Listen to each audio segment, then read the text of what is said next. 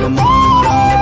जय भारत माँ, जय गीता माँ, जय भारत माँ, जय गीता माँ।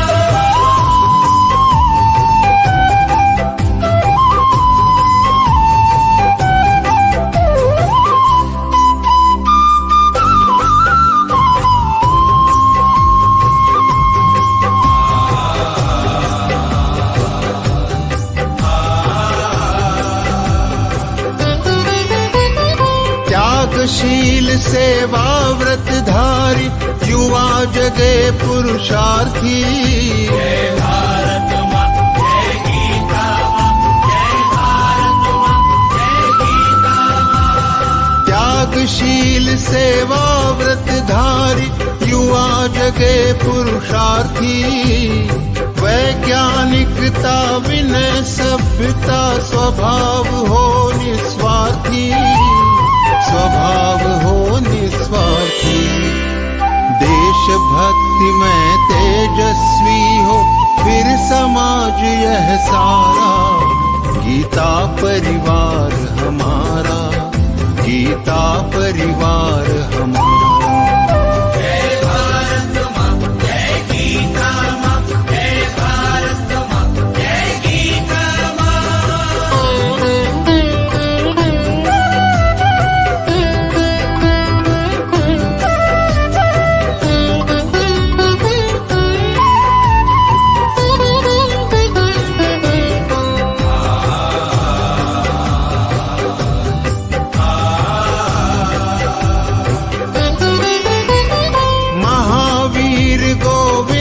शिवाजी बुद्ध गगन के तारे।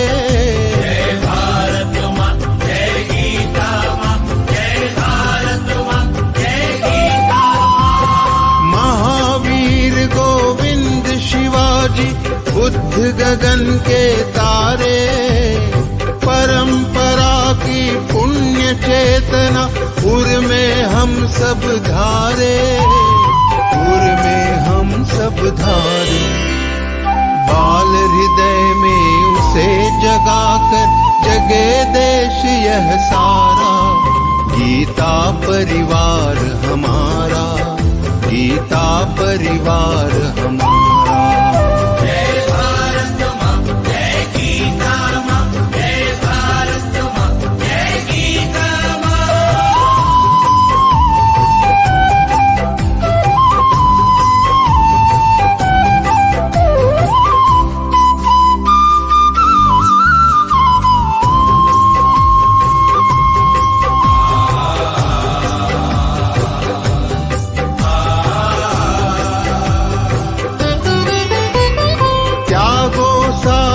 दुर्बलता को राष्ट्र समर्थ बनाओ।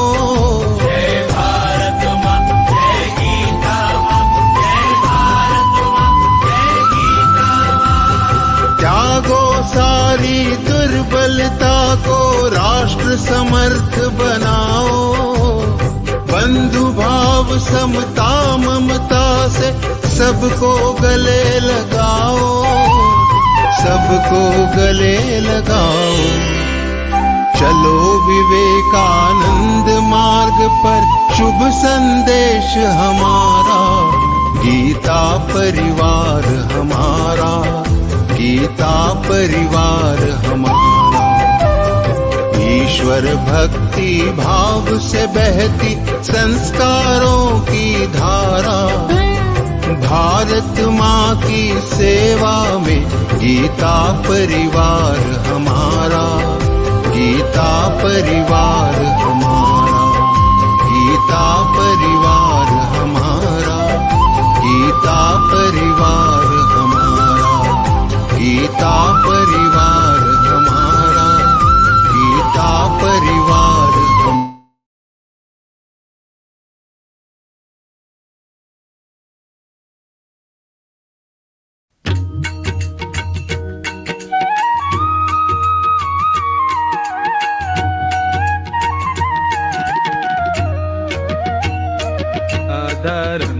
मधुरं वदनं मधुरं नयनं मधुरं हसितं मधुरं हृदयं मधुरं गमनं मधुरम् मधुराधिपतेरखिलं मधुरं मधुराधिपतेरखिलं मधुरम्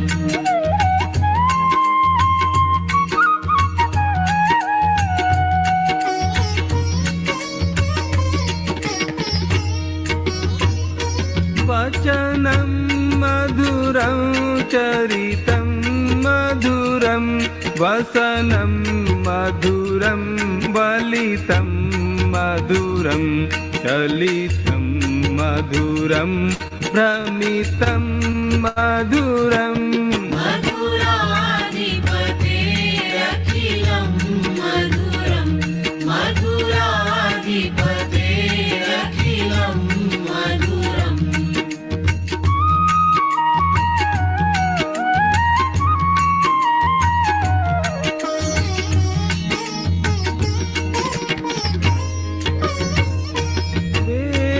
वेणुर्मधुरो रेणुर्मधुरः पाणिर्मधुरः पादौ मधुरौ नृत्यं मधुरं सख्यं मधुरम् मधुराधिपतेरखिलं मधुरं मधुराधिपतेरखिलं मधुरम्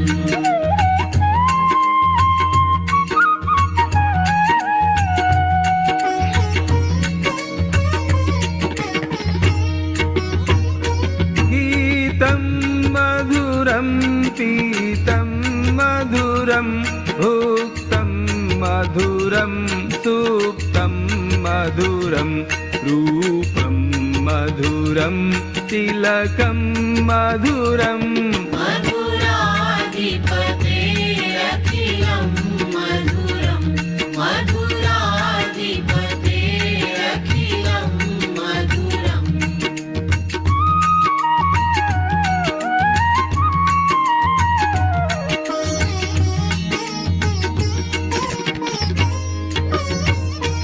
तरणं मधुरं तरणं मधुरं हरणं मधुरं स्मरणं मधुरं वमितं मधुरं शमितं मधुरम् मधुराधिपतेरखिलं मधुरं मधुराधिपतेरखिलं मधुरम्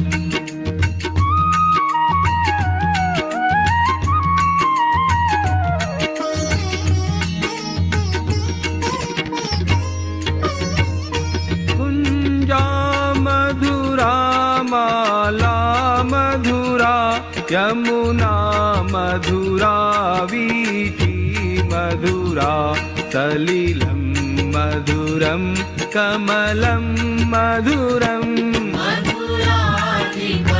मधुराधिपतेरखिलं मधुरं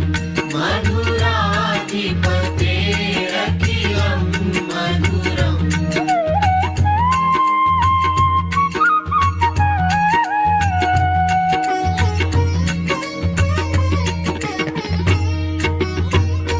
गोपी मधुरा लीला मधुरा युक्तं मधुरं मुक्तं मधुरं हृष्टं मधुरं शिष्टं मधुरम् मधुराधिपतेरखिलं मधुरं मधुराधिपतेरखिलं मधुरम्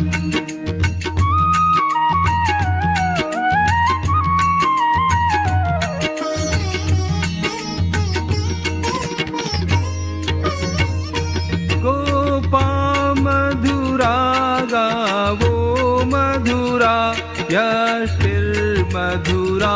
सृष्टिर्मधुरा दलितं मधुरं फलितं मधुरम् मधुराधिपतेरखिलं मधुरं मधुराधिपतेरखिलं मधुरं मधुराधिपतेरखिलं मधुरम्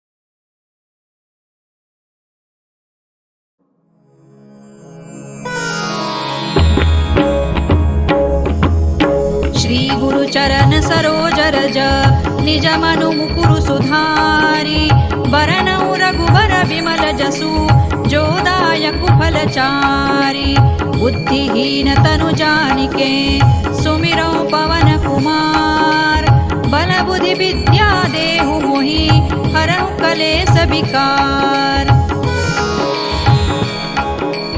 जय हनुमान ज्ञान गुण सागर जय कपीसति लोक उजागर रामदूत अतुलित बल धामा अंजनी पुत्र पवन सुत नामा महावीर विक्रम बजरंगी कुमति निवार सुमति के संगी कंचन बरन विराज सुबेसा कानन कुंडल कुंचित केसा हाथ वज्र और ध्वजा विराजे कांधे मूज जनेऊ साजे शंकर सुवन केसरी नंदन तेज प्रताप महाजगवंदन विद्यावान गुणी अति चातुर राम काज करिबे को आतुर प्रभु चरित्र सुनिबे को रसिया राम लखन सीता मन बसिया सूक्ष्म रूप धरि सियहि दिखावा विकट रूप धरि लंक जरावा भीम रूप धरि असुर संहारे रामचंद्र के काज सवारे लाय सजीवन लखन जियाए श्री रघुबीर हरषि उर लाए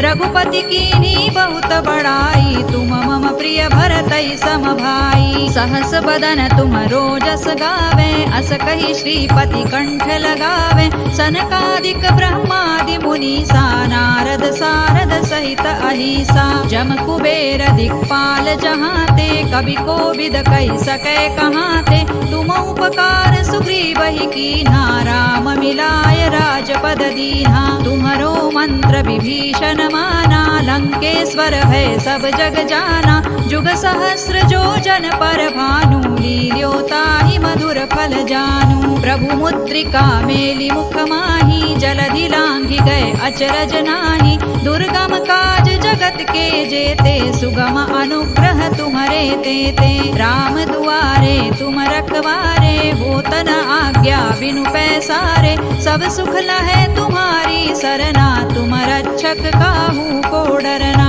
आपन तेज सम्हारो आपे तीनों लोक हांकते कांपे भूत पिशाच निकट नहीं आवे महावीर जब नाम सुनावे नासै रोग हरै सब पीरा जपत निरंतर हनुमत वीरा संकट ते हनुमान छुड़ावे मन क्रम वचन ध्यान जो लावे सब पर राम तपस्वी राजा तिनके काज सकल तुम साजा और मनोरथ जो कोई लावे सोई अमित जीवन फल पावे चारों जुग परताप तुम्हारा है प्रसिद्ध जगत उजियारा साधु संत के तुम रखवारे असुर निकंदन राम दुलारे अष्ट सिद्धि नौ निधि के दाता असवर दीन जानकी माता राम रसायन तुम्हारे पासा सदा रहो रघुपति के दासा तुम्हारे भजन राम को पावे जन्म जन्म के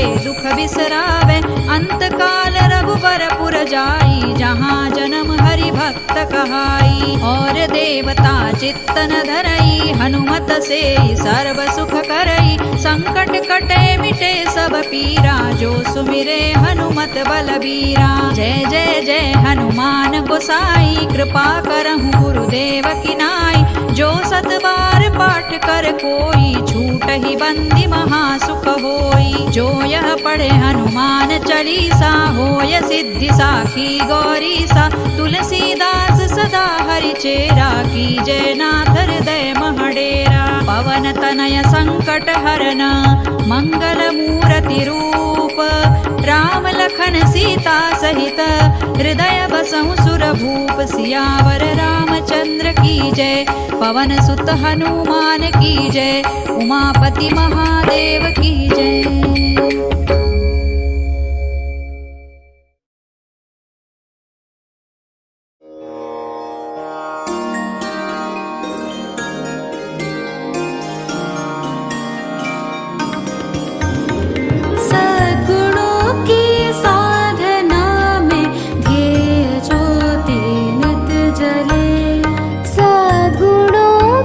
साधना में ध्येय ज्योति नित जले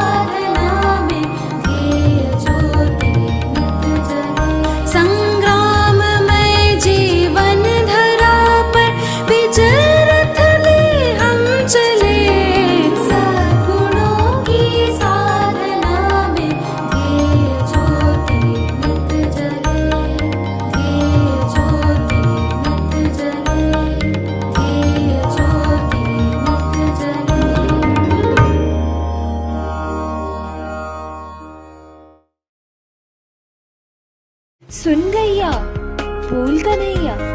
कलयुग में गीता श्लोक सिखाया जा रहा है। कहाँ कान्हा? गीता परिवार के ऑनलाइन जूम पर 20 दिनों में 2 अध्यायों का संस्कृत में शुद्ध पठन, गीता गुंजन सर्टिफिकेट मिलेगा। साप्ताहिक गीता अर्थ विवेचन सत्र, 4 स्तरों पर संपूर्ण भगवद गीता का निशुल्क प्रशिक्षण, सभी अध्यायों के निशुल्क PDF, ऑडियो व वीडियो सामग्री मिलेगी। संस्कृत व्याकरण के लिए अतिरिक्त कक्षाएं होंगी। जून 2020 से अब तक 131 देशों से 4 लाख से अधिक गीता प्रेमी साधकों को प्रवेश। तो चलो हम भी चलें। reg.learngeeta.com। आओ हम भी चले, register now. Welcome to free online Geeta classes. It's a journey of mantras. We learn Geeta shloks in 4 levels. In first level, we learn 2 adhyay in 20 days. Then we will get a precious Geeta Gunjan certificate. We conduct extra grammar classes to learn Sanskrit easily. You will get free audio, video and PDF of adhyayas. There are amazing weekly interpretation sessions. This class is conducted 40 minutes a day, 5 days in a week, in 13 time slots and in 12 languages. What are you waiting for? Join fast. Register now on reg.learngeeta.com. Hurry up and join fast. Jai Shri Krishna. अरे ओ कान्हा, रुक तो जरा, भाग भाग के कहाँ जा रहा है? मैया, गीता परिवार के ऑनलाइन जूम क्लास में गीता सिखाया जा रहा है।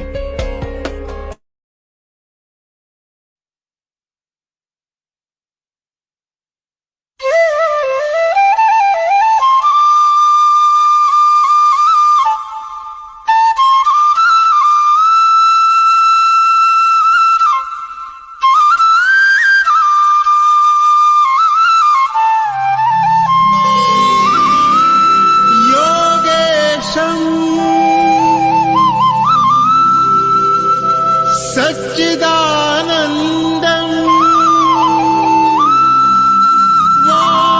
वासुदेवं व्रजप्रियं धर्मसंस्थापकं वीरं कृष्णं वन्दे जगद्गुरुम्।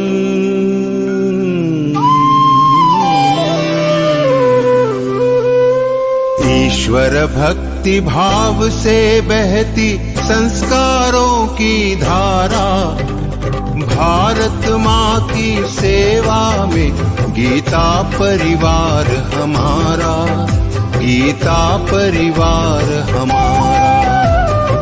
ईश्वर भक्ति भाव से बहती संस्कारों की धारा, भारत माँ की सेवा में गीता परिवार हमारा, गीता परिवार हमारा।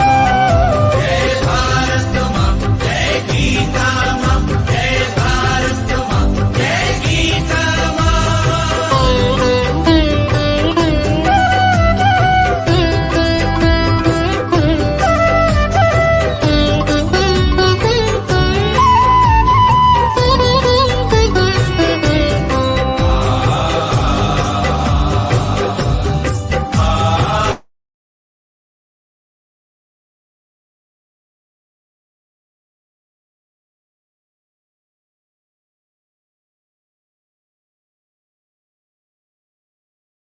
Jai Sri Krishna.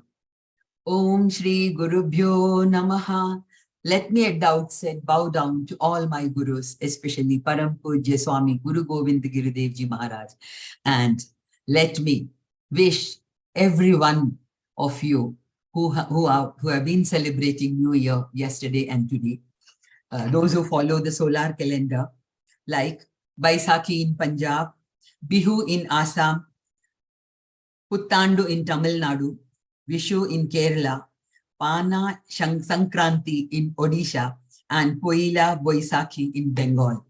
So let's wish and pray that everyone be very happy, healthy, and get everything which they wanted for them and their family in this new year. A warm welcome to all the sadhakas who have joined us for interpretation session of chapter 4, Jnana Karma Sannyasa Yoga, the yoga of knowledge in action. Bhagavan had revealed this knowledge to Sun God, which got lost by the passage of time and again revealed to Arjuna in this chapter. We all are really blessed to be associated with Geeta Parivar. Prayer, now it's time for prayer. Prayer is considered to be an integral part of our culture, and it is an expression of our devotion. And today, Rekha Khaneja ji from Delhi is going to recite Arambha Prarthana. Didi is a graduate and associated with Geeta Parivar since December 2021. Didi is giving seva as co-trainer in L1, L2, and L3. Let's invoke the blessings of Lord Krishna. Rekha Didi, please.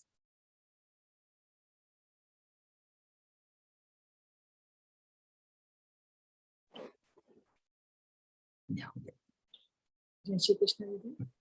Vasudevasutam devam Kansa Chanurmardanam Devaki Paramanandam Krishnam Vande Jagadguru Krishnam Vande Jagadguru.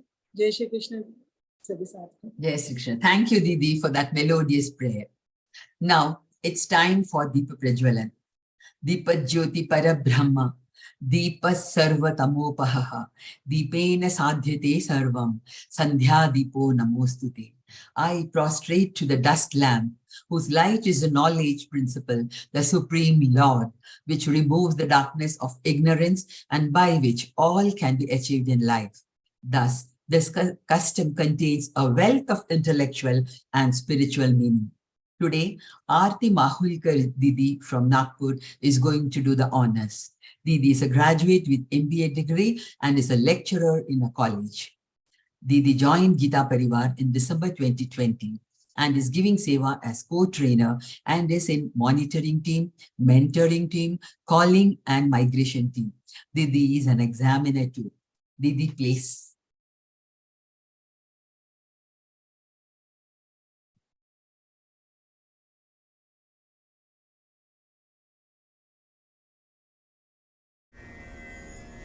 निषिद्धैरप्येभिर्लुलितमकरन्दो मधुकरैः करैरिन्दोरन्तश्छुरित इव सम्भिन्नमुकुलः विधत्तां सिद्धिन्नो नयनसुभगामस्य सदसः प्रकीर्णः पुष्पाणां हरिचरणयोरञ्जलिरयम् शरदिन्दुनिभां शुभ्रां शुभ्रवस्त्रैरलङ्कृतां कलहंसकृतावासां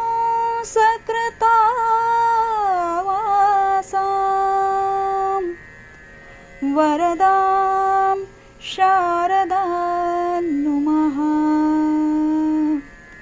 वरदां शारदां नुमः.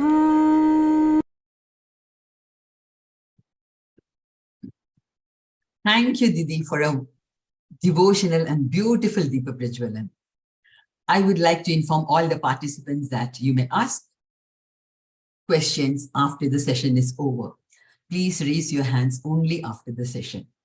Now, it's time for the most anticipated part of the session. Our speaker for the day is Vikas Vaidya ji from Pune. Vikas is a mechanical engineer and has done PGDBM also. He owns a small IT company. He is a multilinguistic with knowledge of Hindi, Marathi, English, Indonesian, Malaysian, and Spanish. He has been reciting all 18 chapters of Geeta daily for the last 5 years. Bhaiya is a trainer for L1 to L4 and trainer's trainer for all levels. He is also involved in teaching and vivechan of Vishnu Sahasranamam. Vikas also gives guidance to Geeta Vratis to prepare for Sringeri Peeth Geeta exam. Bhaiya himself has received first prize at the hands of Param Pujya Jagat Guru Shankaracharya. Over to you, Vikas ji. जय श्री कृष्ण। परम पूज्य स्वामी जी के चरण कमलों में कोटि कोटि नमः। Today we'll start new chapter, Jnana Karma Sannyasa Yoga, fourth chapter of Bhagavad Gita. Let us discuss the background of this adhyaya first. You see, at the beginning of third adhyaya, Arjuna had asked Lord Krishna, Jayasi chet karmanaste mata buddhir janardana tatting karmani ghore man niyojayasi keshava. Krishna, if you think that the knowledge is superior to karma, jnana is superior to karma, knowledge is superior to action, then why do you urge me to do this ghastly karma of fighting a war, which involves killing people morning till evening? So, in response, Lord Krishna at length explained to Arjuna the importance of karma in the whole of third adhyaya, and laying emphasis on the performance of action in all situations, by which a man can attain equanimity. In 30th shloka, Paramatma says, Mai sarvani karmani sanyasya adhyatma chetasa nirashir nirmamo bhutva yuddhasva vigata jvaraha. Lord says to Arjuna that surrendering all your karmas to me, Mai sarvani karmani, surrender all your actions to your karmas to me, and with the discriminative sight, with your vivek buddhi, which is free from desire and ego, if you perform your action without any anxiety, without any mental agitation, that is the way to perform the action. Mai sarvani karmani sanyasya adhyatma chetasa nirashir nirmamo bhutva yuddhasva vigata jvaraha. Then 31st shloka, Paramatma says, Ye me matamidam nityam anutishtanti manavaha shraddhavanto nasuyanto muchyante tevi karmavihi. Paramatma says the sweet fruits following his advice of Mai sarvani karmani, what we gain if we follow Paramatma's advice. And then 31st shloka, Paramatma says, Ye tvetadabhya suyanto nanudishtanti me matam sarvajnana vimudastan vidhinashtana chetasa. Those who don't follow this, they meet their own downfall. So these three shlokas, 30, 31 and 32, 30th, Paramatma says, follow these instructions and get rid of your karmas. Follow everything, offer everything to me, without attachment, without desire. Those who follow this advice, what they get, and those who do not follow, what they lose. So this was in the third adhyaya. Then in the same adhyaya, Paramatma says, following your own karma, prescribed duty, how important it is. Shreyan swadharmo viguna paradharma swanishchitat sudharme nidhanam shreya paradharmo bhayavaha. It is better to die while performing your own duty. To that extent, Paramatma gives the emphasis on your swakarma, your prescribed duty. Then Arjuna asks another important questions to Lord Krishna in the third adhyaya. Athakena prayukto yam papai charati purushaha anichannapi varshneya bala divanyo jitaha. By what a man is impelled to commit a sinful act? What forces him to commit the act against his wishes? Anicchen. And the Lord replies, Kama esha krodha esha rajo gunasamudbhavaha mahashano mahapapma vidhyena miha vairinam. Lord replies, it is the desire, kamana, that is the root cause of all sinful act. Kamana is the biggest enemy. And then he asks Arjuna, Evam buddhe param buddhva samstabhyatmanam atmana jai shatrum mahabaho kamarupandura sadam. So this kamana being your biggest enemy, you should wipe it out. You should kill this enemy. So this was the end of third adhyaya. Now though Lord Krishna's teachings continues till 43rd of shloka, Maharshi Vedavyas, while ending the third chapter, he ended at that shloka. Evam buddhe param buddhva. It shows that Lord, having answered Arjuna's question, takes a pause after 43rd of shloka and starts again in the fourth adhyaya, the discipline of action, the karma yoga, discussion on karma yoga, which was being described in earlier shlokas as well as to some extent in second adhyaya also. Second adhyaya, the two famous shlokas of second adhyaya were Karmanyevadhikaraste ma phaleshu kadachana ma karma phala heturbhur mate sangostva karmani, and 48th was Yogasthakura karmani sangam tyakva dhananjaya siddha siddho samo bhutva samatvam yoga uchyate. So these were included in second chapter. So second adhyaya, third adhyaya, major emphasis was on karma, karma, karma. Second adhyaya, of course, is Sankhya Yoga. Most of the emphasis was on Sankhya Yoga. But there were several shlokas in second adhyaya also, which emphasized the importance of karma, including this Karmanyevadhikaraste. Now this discussion is being continued in the fourth chapter about the karma. And the fourth chapter starts with Imam. Imam means this. What is this? This, the same Karmanyevadhikaraste, Yogastu Kar Karmani, and all the discussions which were there in third adhyaya. That is called Imam, this. Therefore, the fourth chapter is regarded as an annexure, as an appendix to the third chapter. Now, there are two important factors pertaining to the Karma Yoga, discipline of action. First is the performance of action itself. And secondly, the special knowledge as to why this action is to be performed. What is the importance of this action? So these are the two aspects of Karma Yoga. One is the action per se, performance of action per se, and second, the knowledge about that action which is to be performed. What is the importance? Why we should do this? So Arjuna wants to, he wanted to renounce performance of action. He didn't want to perform the action of fighting the war. So he said to Lord Krishna, why do you ask me to get engaged in this savage deed of fighting war?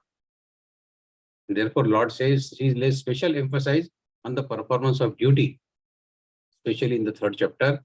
While in the fourth chapter, now Lord will impart knowledge about the action, why those actions are necessary.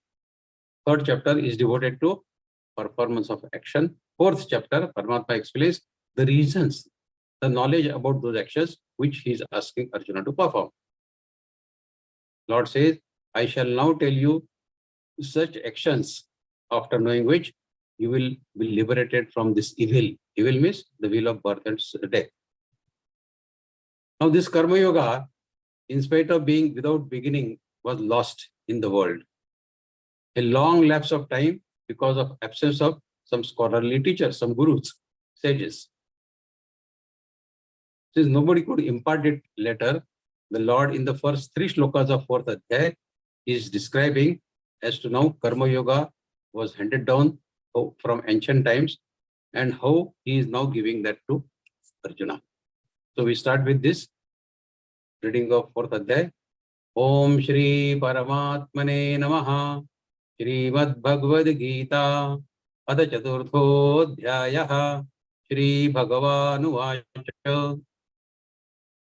Imam Vivaspate Yogam Proktavahanam Avyayam Vivasvan Manave Praha Madhurikshva Kave Braveed. Paramatma says, I thought this imperishable Karma Yoga to Vivasvan. Vivasvan means the sun god. I taught this imperishable Karma Yoga first to Vivasvan. So that means you are not the first person to whom I have taught this Karma Yoga. Vivasvan, Surya, was the first. And then Surya passed it on to his son Manu. Manu passed on to his son Ikshvaku. So this way it transcended to the generation by generation, and it came down to different generations later on. Imam Vivasvati Yogam Proktavahanam Avyayam. The king, such as Surya, Manu, Ikshvaku, who have been mentioned by Lord, they were the householders. They were having families. They were the householders. And they attained perfection through the discipline of action. That means through Karma Yoga. Leading a householder's life, not leading the life of a sannyasi or a yogi per se, but leading the life of a householder. Therefore, these words, Imam, Avyayam, Yogam, this imperishable yoga, stands for Karma Yoga. Now, Karma Yoga has been described in Puranas, in our historical records, and also in Upanishads. Also, but Geeta is the place where it has been described in more details. Bhagavad-Gītā, some people consider Geeta as Karma Yoga only, explanation of Karma Yoga only. So, Karma Yoga has been explained at length in Bhagavad-Gītā. The Lord is eternal. His fragment, that means our soul, is also eternal. And so is the affinity of that soul, our Jivatma, to the Lord, because it is a fragment of Lord only. Therefore, all the disciplines, whether it is discipline of action, that means Karma Yoga, whether it is discipline of knowledge, that means Jnana Yoga, or whether it is discipline of devotion, that means Bhakti Yoga, all are eternal, like Paramatma. Avyayam. Avyayam is all avinashi, imperishable. Karma Yoga is also eternal, imperishable. Now, the affinity of soul for the God is also eternal. Because it is fragment of God, God is eternal, so Jivatma is also eternal. And that affinity of soul with God is also eternal. But when he accepts his affinity to the perishable actions, our Jivatma, when he accepts his affinity to the perishable actions, that means the worldly actions, objects and incidents, then he does not realize his eternal affinity to the God. He gets involved in the Maya of Paramatma. And then he starts identifying himself with the actions, with the objects of this world, forgetting about his affinity to the God. Therefore, a Karma Yogi, in order to renounce his assumed affinity to the world, is a wrong thing to get affinity to the world. Our affinity should be to the God. So a Karma Yogi, in order to renounce, to give up his assumed affinity to the world, he utilizes his body, senses, mind, and intellect, Shri, Indriya, Man, and Buddhi, for rendering the service to the world. Same instruments are used, which were earlier used for worldly pleasures. Now the Karma Yogi uses the same instruments, Shri, Indriya, Man, Buddhi, for offering services to the world, by regarding them as belonging to world. Shri, Indriya, Man, Buddhi, a Karma Yogi thinks these are given to me for serving the world, not for serving myself. He thinks that just as the smallest particle of dust is a fragment of huge earth, small particle of dust is a part of huge earth, so is the body, a fragment of the vast universe. So our body is like a small piece of dust in the whole of universe. By accepting this belief that I am a part of universe, my body is just a particle in this universe, karmas will be performed. By accepting this belief, karmas will be performed for the world only, not for the self, because we have accepted that I am a part of this universe. This body is a part of the universe and it's not mine. So the actions will perform for the universe, for the world. While yoga will be performed for the self. Yoga is connection with Paramatma. Yoga is connection.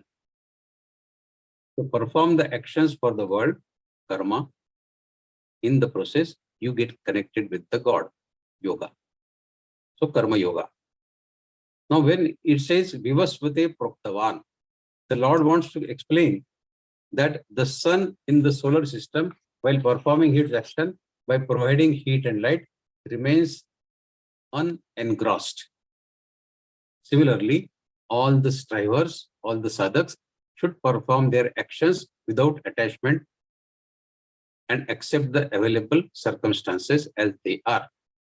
They should also impart this teaching of Karma Yoga to others for the public welfare by remaining equally unengrossed. That means without desire for the fruits of the karma, without a sense of mine, my, and without attachment.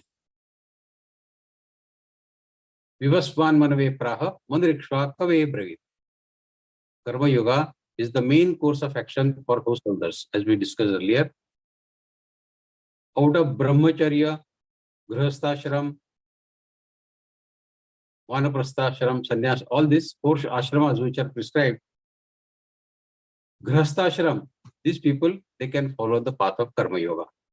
A householder, by performing his duty, can easily realize the God. He doesn't have to go in for sannyas. He doesn't have to go to forest. While performing his day-to-day duty as a householder, he can realize the God. That is the beauty of Karma Yoga. He need not change the order of life. Lord Krishna, in mentioning the names of kings such as the sun god Manu, Ikshvaku, he wants to emphasize that at the beginning of creation, they as householders, having slain desires, even of desires, they realized the God. Lord Krishna and Arjuna were also householders. They were married, they were having their own families. Therefore, Lord Krishna, through Arjuna, is telling all of us, the entire humanity, all householders like us, that they can realize the God as householders. You don't have to go to forest for this.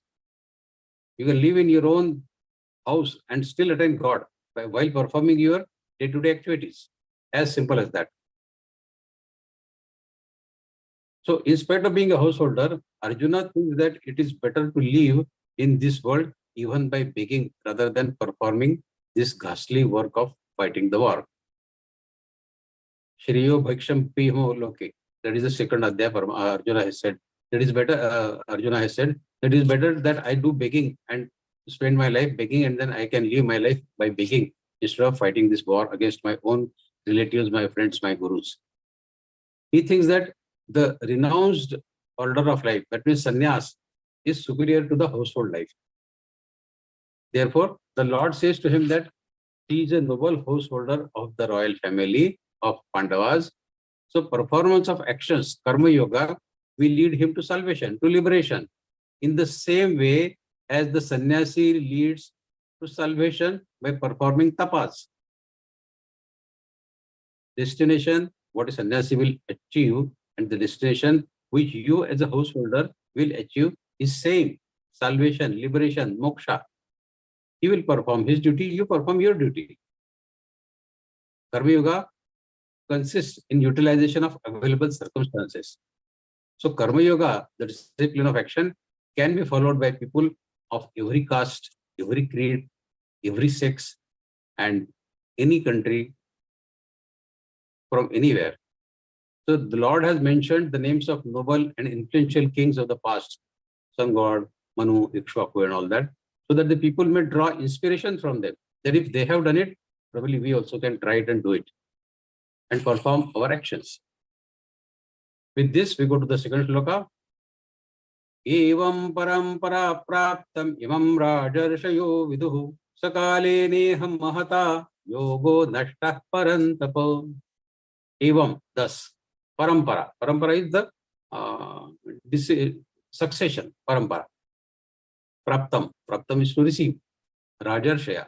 Rajarshaya, saintly kings. Kings who are saints also. Vidu. Vidu is to understand. Kalena. Kalena, in the course of time. Iha. Iha means this Iha Loka. Manushya Loka, this world. Mahata. Mahata means great. Yoga. Yoga, the science of relationship of getting one with Paramatma. Getting connection with Paramatma is yoga. Nashta. Nashta is destroyed, scattered, lost. Parantapa. Parantapa is calling for Arjuna. One who gives tap. Tap means tension to his enemy is called Parantapa. So Arjuna was a person who was giving stress to his enemies. So he is called popularly as Parantapa. So Paramatma says in this shloka that this yoga handed down thus from generation to generation in regular succession came to the royal sages, Rajarshis, saint kings. but through long lapse of time, it got lost in the world. Yogo nashta parantapa. Sakale neha mahata. Sakale neha mahata. Yogo nashta parantapa. We'll read third sloka also, and then we'll discuss these two slokas together. Sa evayam maya tedya yoga praktah puratanaha bhaktosi me sakha cheti rahasyam yetaduttamam. Sam is the same. Eva, certainly. Ayam is this. Maya by me. Adya means today, now. Prokta means spoken, told. Puratan is very old. Bhakta is devotee, of course. Asi means you are. Sakha is friend. Rahasyam, secret, mystery.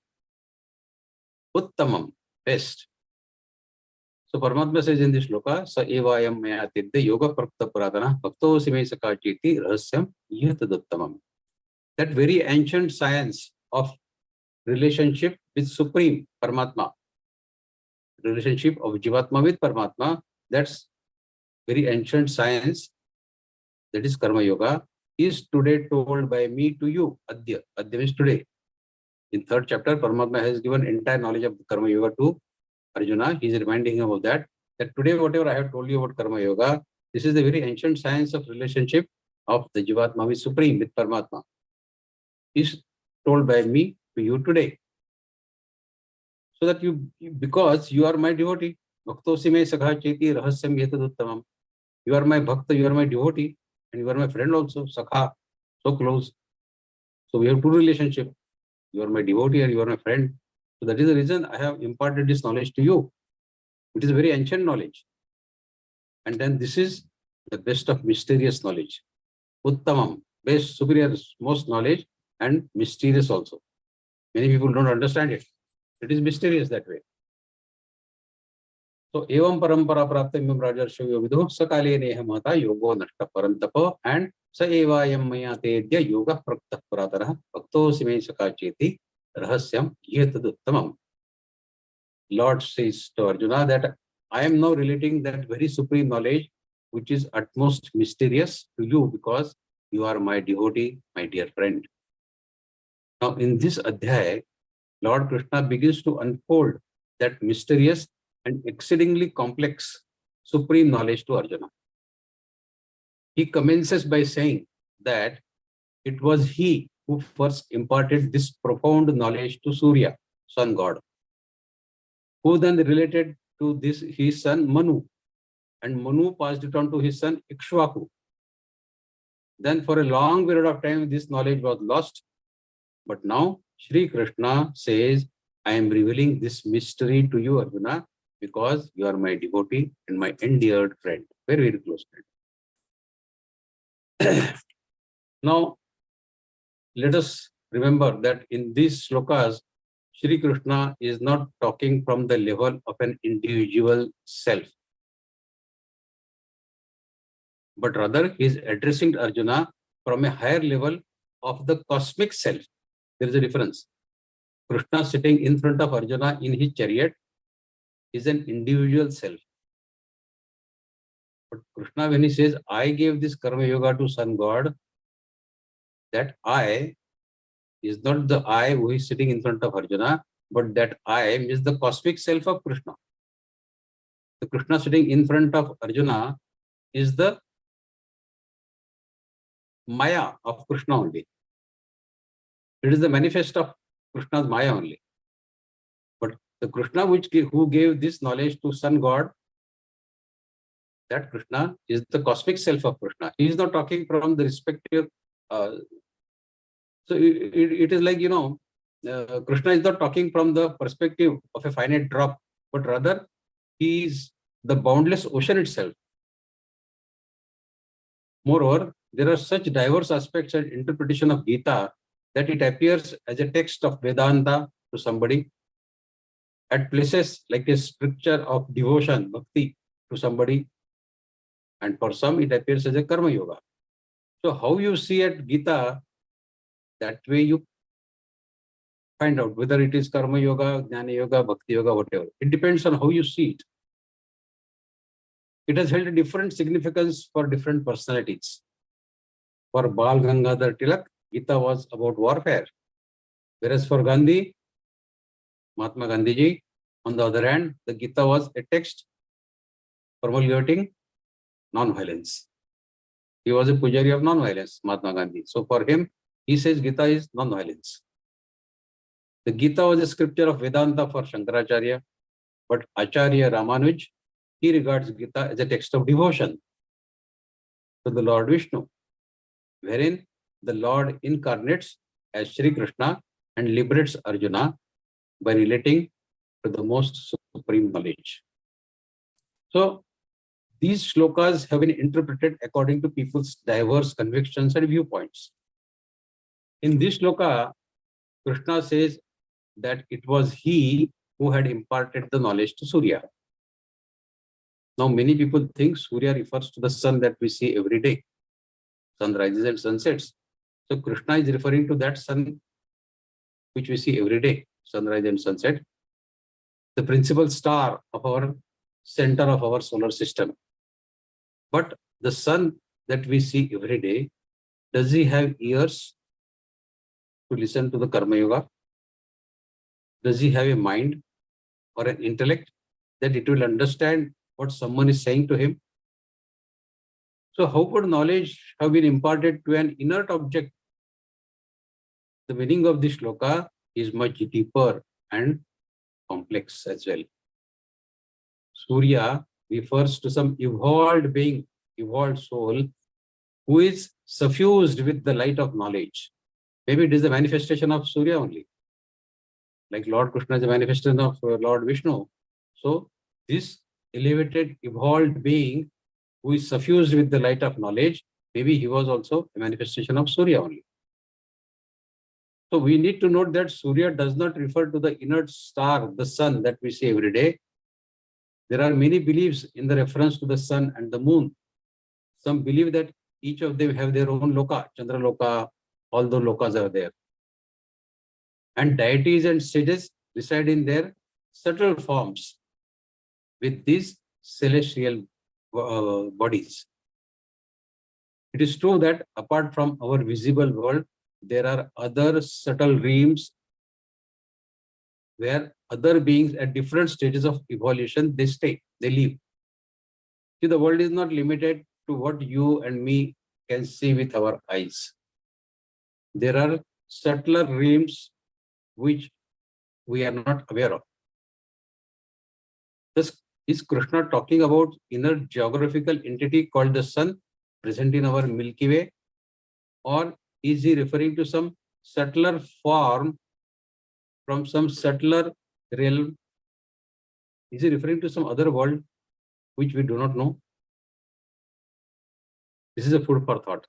To which sun god did Lord Krishna explain this Karma Yoga? Definitely not to the sun that we see rising and setting every day.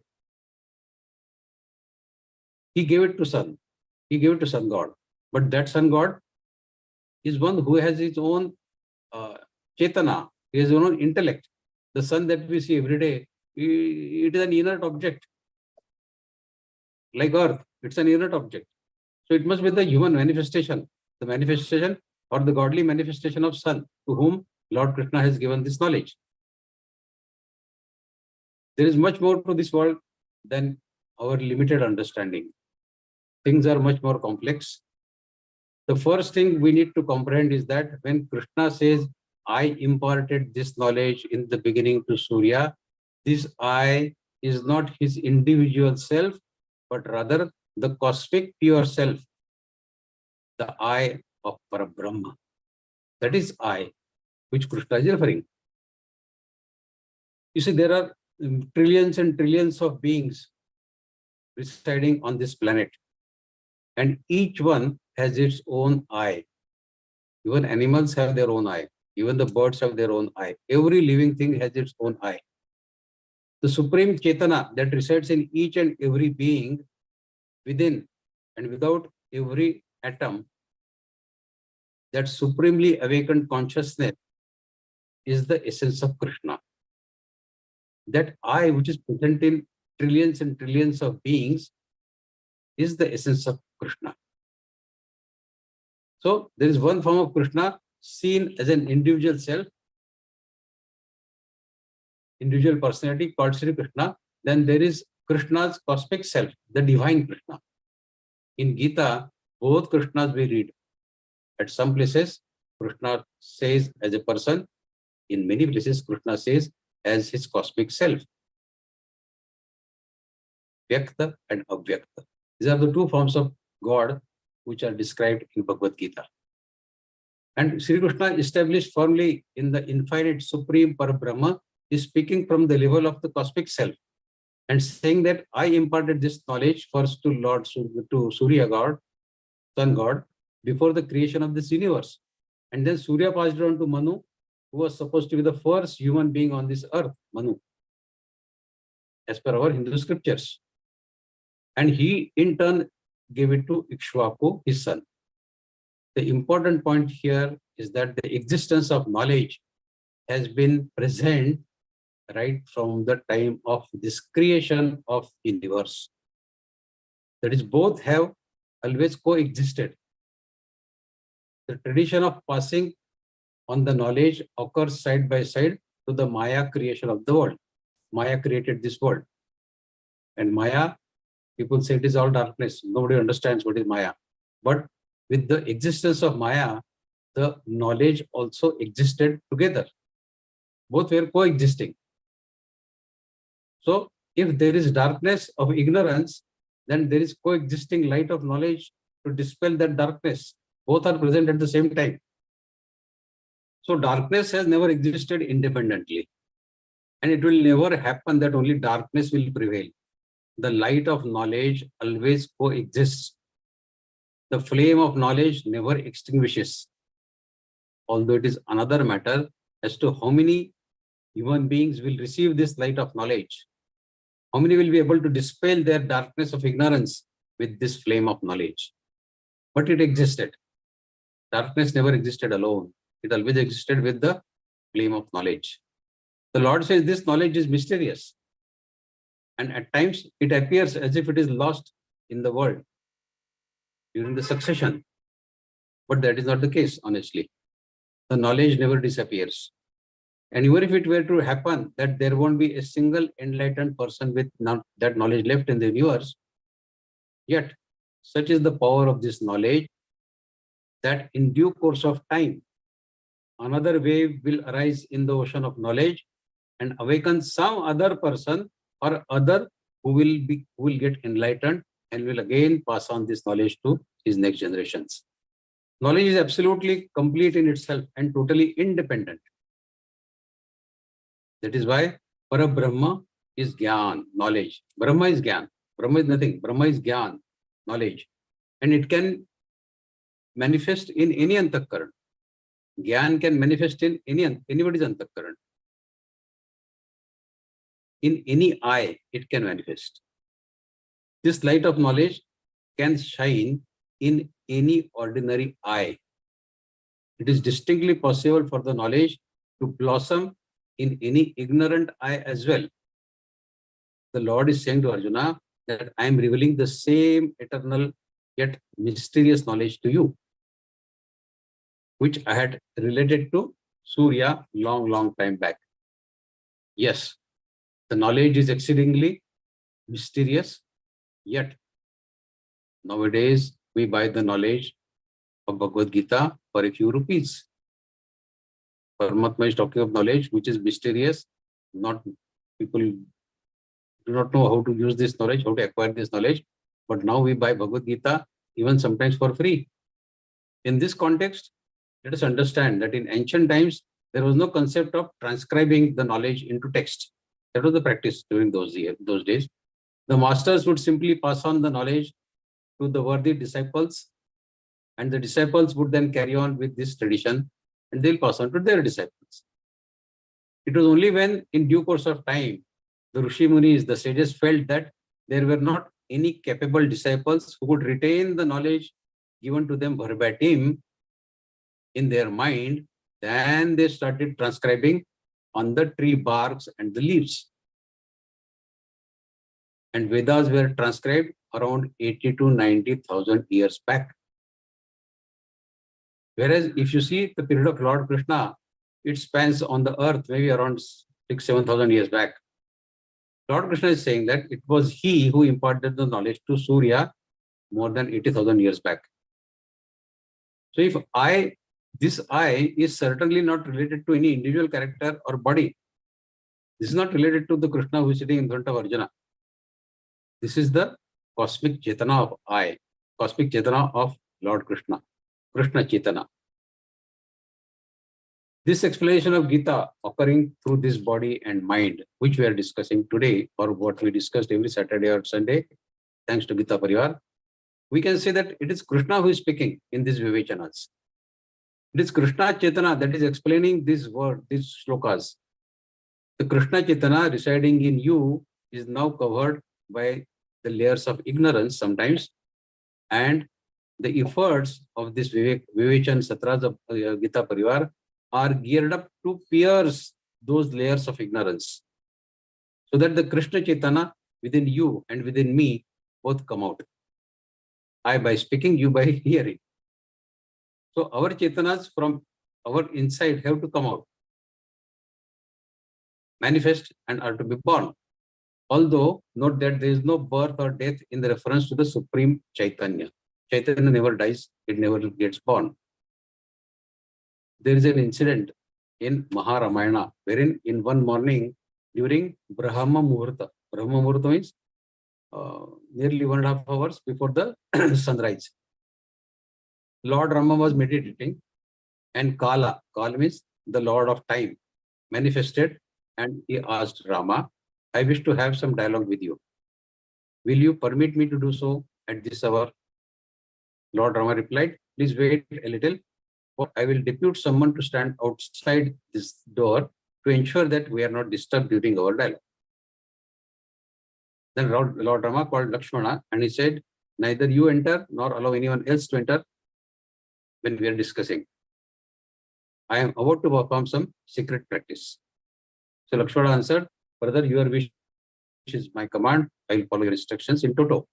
Then the dialogue between Lord Rama and the Kala, the Lord of Time, it began with Kala, the Lord of Time, asking Rama, as per the time you incarnated on this earth in human form and did all that you have come here to do, fulfill the aim of your human incarnation. The lifespan of your body is now drawing to an end. Please grant me permission as to when I can come and complete my task of taking away this body. See, the life of an ordinary person is lived unconsciously, in ignorance. And the same too goes for his death.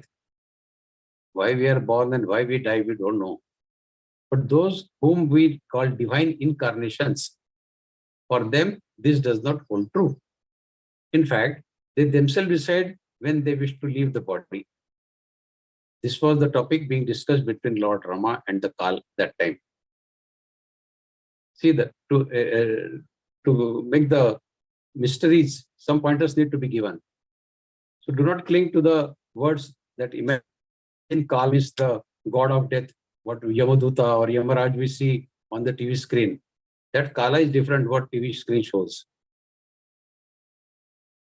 So through this story, small story, the profound indication is being conveyed that whatsoever has manifested with the passage of time, its decline and destruction is imminent, is certain. Then be it Lord Rama's body or Shri Krishna's body. For incarnations like Krishna, we say that he became manifest, performed his Leela, and then became unmanifest. But at the level of body, the incarnations too are born and then they die. The crucial difference is that the ignorant people like us, we are completely unaware of birth and time of death. But an incarnation, an avatar, is fully aware and chooses when he wants to be born and when he wants to die. The point to note is that whatsoever that is born will die. Then be it the body of an ignorant person like us or the body of that incarnation. When Krishna says to Arjuna that you are my friend, he is addressing at the level of individual I. But when he says that it was I who imparted this knowledge to Surya, then that I is the cosmic self of Krishna, not the Krishna who is sitting in front of Arjuna. The analogy would be that of wave and ocean. You are that wave which does not know it is the ocean, whereas Shri Krishna is that wave which knows it is the ocean. So Krishna is an ocean. We are a drop in the ocean. And Lord is saying to Arjuna, I am revealing this complex knowledge to you as you are my friend and devotee. See, the Lord is just following the tradition whereby the knowledge has to be passed on from one heart to another, generation to generation, from one heart to another. So this is how it keeps transferring from generation to generation. Krishna gives to Arjuna. Now, how should one repay the debt of knowledge? The knowledge that we receive from someone, how should we pay the debt of that knowledge? Firstly, by incorporating the knowledge in your own life, transforming your life through it, and then pass it on to others, antakarana. Thus, all the enlightened masters are in effect repaying their debt by imparting the knowledge to others. An enlightened master, enlightened guru is like a rain cloud, which is heavily impregnated by moisture, and it has no choice but to rain. Lord Krishna too poured down as a rain cloud, and it is Arjuna's good fortune that he received these blessings from Krishna and acquired that knowledge. Arjuna was not the only who was endeared to Krishna. Draupadi, Kunti, Sudama, Vasudeva, Devaki, everybody was there. The gopis in Vrindavan were all endeared to him, and he played the game of love with all of them. But when it was time to play the game of knowledge, it was Arjuna who was fortunate enough to have received the supreme knowledge. Shri Krishna is that treasure house from which anyone can take anything they want. The gopis were satisfied in playing games with him. Sudama was happy in receiving wealth from him. Rukmini wanted to become his wife, and Krishna accepted her willingly. What's more, Shishupal wanted to be his enemy, and thus the Lord accepted him as enemy as well. And when Arjuna, caught in the dire state of dilemma, surrenders to Krishna as a disciple and requests Lord Krishna to alleviate his ignorance, Lord Krishna opens the door of this eternal knowledge for him. We now go to first sloka. Arjuna uvacha aparam bhavato janma vanai janma vivasvataha kathame tadvijaniyan tamado proktavaniti. Now Arjuna is perplexed. Lord Krishna is sitting in front of me. He and me are almost of the same age, some 5-10 years here and there. But he says, I gave this knowledge to Surya. How is it possible? So he's asking a direct question. Your birth is of recent times. Aparam bhavato janma. Your birth is of recent times. But the sun god's birth is long, long ago. It precedes your birth. So how am I to understand that in the beginning of this universe, you imparted this knowledge to sun god? How do I understand this? We will take next sloka also, and then we'll discuss these slokas together. Śrīmad-Bhagavadgītā bahūni me vyatitani janmani tava Arjuna tanyaham veda sarvani natvam vedta parantapa. Lord says, many births of mine and you have passed. Bahūni me vyatitani janmani tava Arjuna. You and mine, we have lived many lives. Many births we have passed. I can remember all of them, but you do not. You do not remember. We'll take some more slokas and we will discuss all this together, because the logic to be discussed in all this is almost similar on the same lines. Ajopi san navveyatma bhutanameshvaro san prakritim swamadhisthaya sambhavamyatma mayaya. Aja means unborn. Api, although avyeya, indestructible, avinashi, imperishable, bhutanam, all living beings. Ishwar is of course Lord God. Prakritim, nature. Swam, of myself. Adhishthaya, being so situated. Sambhavami, to get incarnate. Atma mayaya, my divine potency, my internal energy, Atma Mayaya. So Lord says that although being birthless, Ajam, I don't get born. I am birthless, imperishable, immutable, and the Lord of all beings.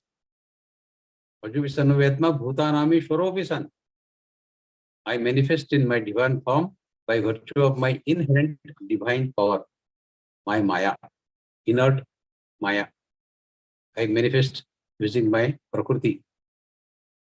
Further, Paramahansa says, the two famous shlokas which every one of us know, Yada yada hi dharmasya glanir bhavati bharata abhyattanam dharmasya tadatmanam srijamyaham. Connected to it, Paritranaya sadhunam vinashaya cha dushkritam dharma samsthapanarthaya sambhavami yuge yuge. So in 7th sloka, Paramatma explains when he takes the birth, when he takes the manifested form. And in 8th sloka, Paramatma says, after taking that manifested form, what does he do? Arjuna, Lord says, whenever and wherever there is a decline in the righteousness, and when the unrighteousness prevails, I manifest at all such times. I manifest millennium after millennium, so as to protect the pious and destroy the scoundrels, as well as to re-establish the roots of dharma, the roots of righteousness. Arjuna's disbelief on hearing Krishna to say that it was he who passed on the knowledge to Surya is understandable. His disbelief is understandable. After all, won't that be a reaction of a person who you grew up with, states that he was present on the earth thousands and thousands of years back? Thus he asked Krishna that your birth is of recent time, whereas Surya has been present for thousands of years. So how could you say that you imparted this knowledge to Surya? Lord replies, both you and I have had several previous births. Bahunime vyatitani. It is just that I know and remember all of them, but you don't. Moreover, I know not only my own previous lifetimes, but I know yours also. Krishna says, before he was born as Krishna, he had lived on this earth as different forms and as different personalities. The holy place of Badrinath is the place where Krishna and Arjuna performed their austerities in previous lifetime, tapa. And the same is true for Arjuna, who performed the tapa at the same place, Badrinath.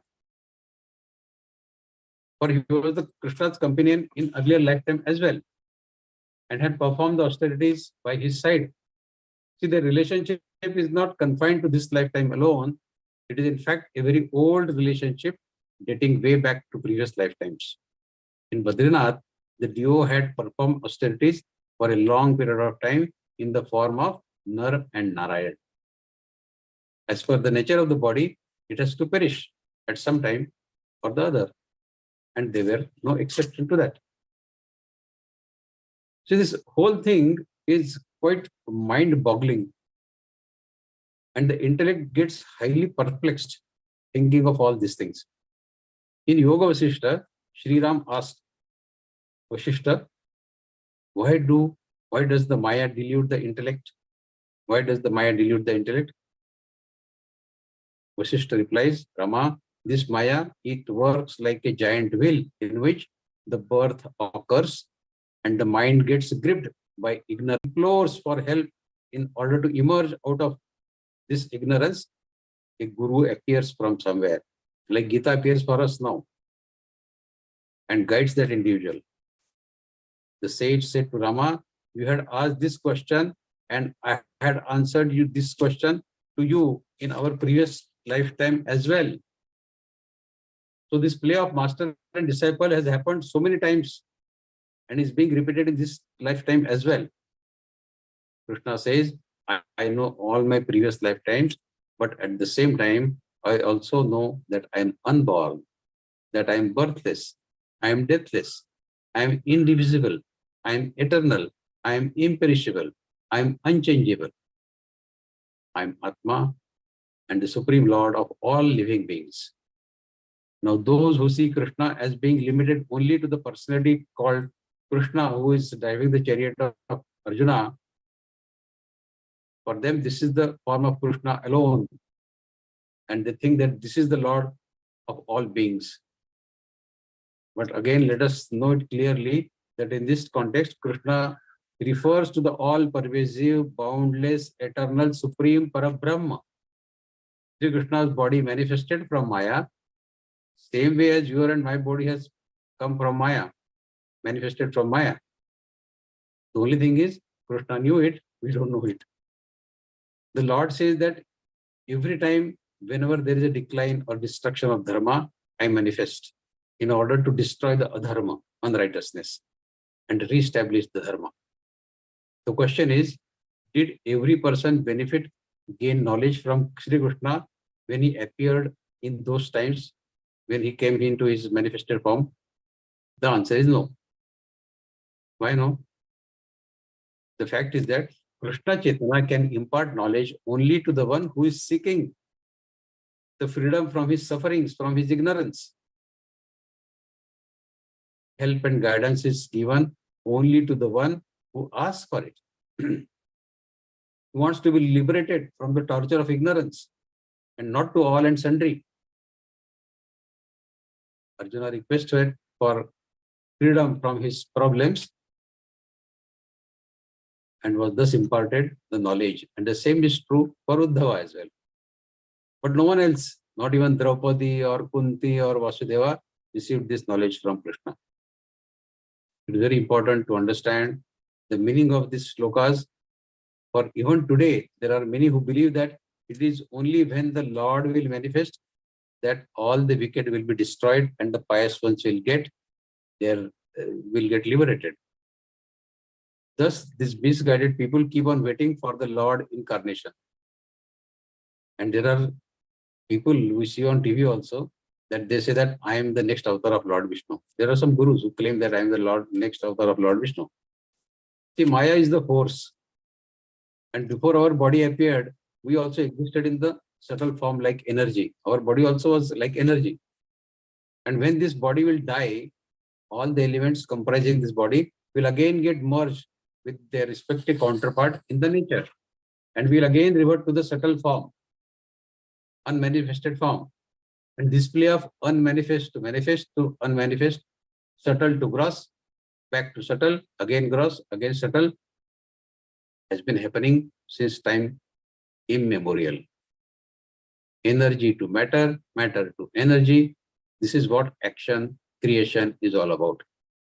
It is a play, no more than a play. What is birth? When a subtle manifests as gross, that is called birth. And when is death? When the gross reverts to its subtle existence, it is called death. So in effect, no one ever died. It is just the change of form that happens. Once Lord Buddha was asked, where will you go after death? Buddha replied, nowhere. I will not go anywhere. When Kabir was asked the same question, he replied, nothing is ever born and nothing ever dies. Birth is untrue. Death is untrue. The truth, on the other hand, is immutable, indestructible, eternal.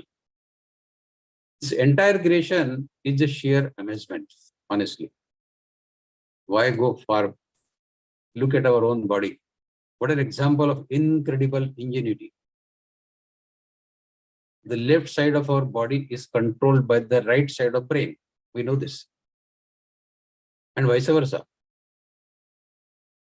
Who has designed this human body? It's simply marvelous. Such intricately complex neutral network and transmissions, which scientists are yet to fully comprehend. They have not understood why the left side of brain controls the right side of the body and right side of the brain controls the left side of the body. Who is the architect? Who is the designer? Who is the creator? This mysterious creative force that the intellect can never comprehend, can never understand, is only called Maya. This is Maya, for which we don't find any answer. We say this is Maya. We don't have no answer. This is Maya. So with this Maya, that leads to the formation of 5 elements. Earth, water, fire, air, and ether, sky, Panchamahabhuta. And in turn, this Panchamahabhuta lead to the formation of entire phenomenal world. And you are born, that is, our gross body is born into this phenomenal world, not once, but many times before this also. Lord says, I manifest whenever there is a decline or destruction in dharma. Now, this is not referring to the external state of decline in the society. It does not mean that every time there is moral decay in the society, Krishna will appear as a manifest form. For if that is the case, then there is enough problem even today in the society. So why is not taking manifested form? But so many devotees continue awaiting the arrival of Lord. Every time there is this natural calamity or some disaster or the other, all the eyes look towards the sky, seeking the appearance of the Lord. Bhagavan Ajavabi. All this misconception is because of misunderstanding of this shloka. Whenever there is destruction of dharma, I manifest. This is a misunderstanding. But where does he manifest? In your own antakaran, in your own mind, intellect, chitta and ego. The awakening of consciousness in your own antakaran is the manifestation of Lord Krishna only. Our reading Geeta is in a way manifestation of Krishna in us. And this awakened Chetana eradicates our mental afflictions, destroys our tamo rajo gunas present in our antakarana. Thus he imparts protection to the seeker, to his devotees. When the devotees evolve his individual consciousness, when the devotees, they evolve their individual consciousness and take it to such great height, their consciousness take it to such great height, wherein their individual Chetana, it merges with the cosmic Chetana. That is the incarnation of Krishna. Krishna, not necessarily every time he takes the manifested form, he can appear when our Chetana and the cosmic Chetana, they become one. That is the manifestation of Krishna Chetana. That is why don't look outwards. Don't seek the incarnate form of Krishna externally. Instead, look within.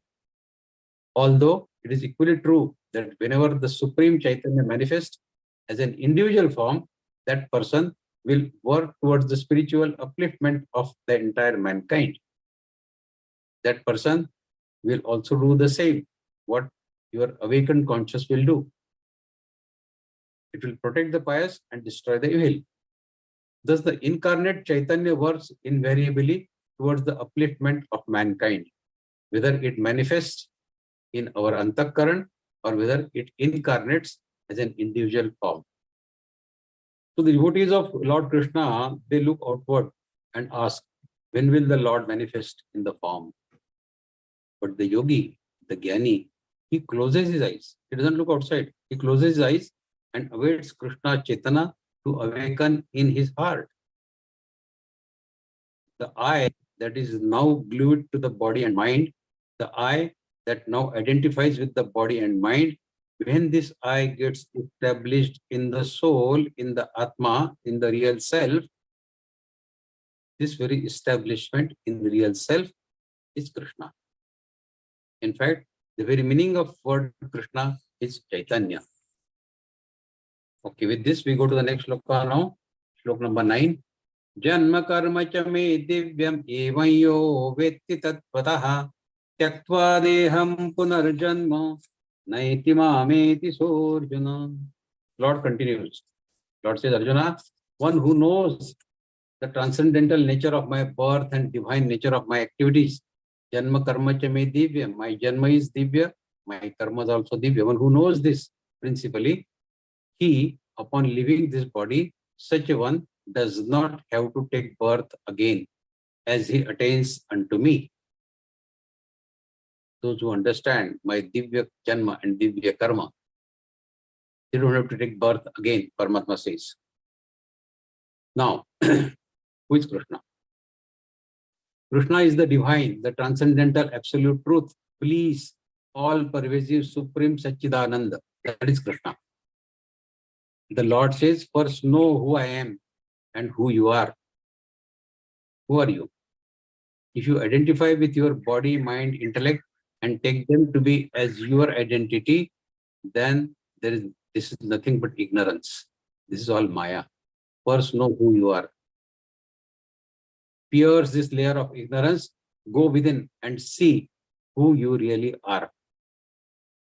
As we discussed earlier in the third adhyay, Indriyani paranyahur indriyebhyah param manaha manasastu para buddhir yog buddhe paratastu saha.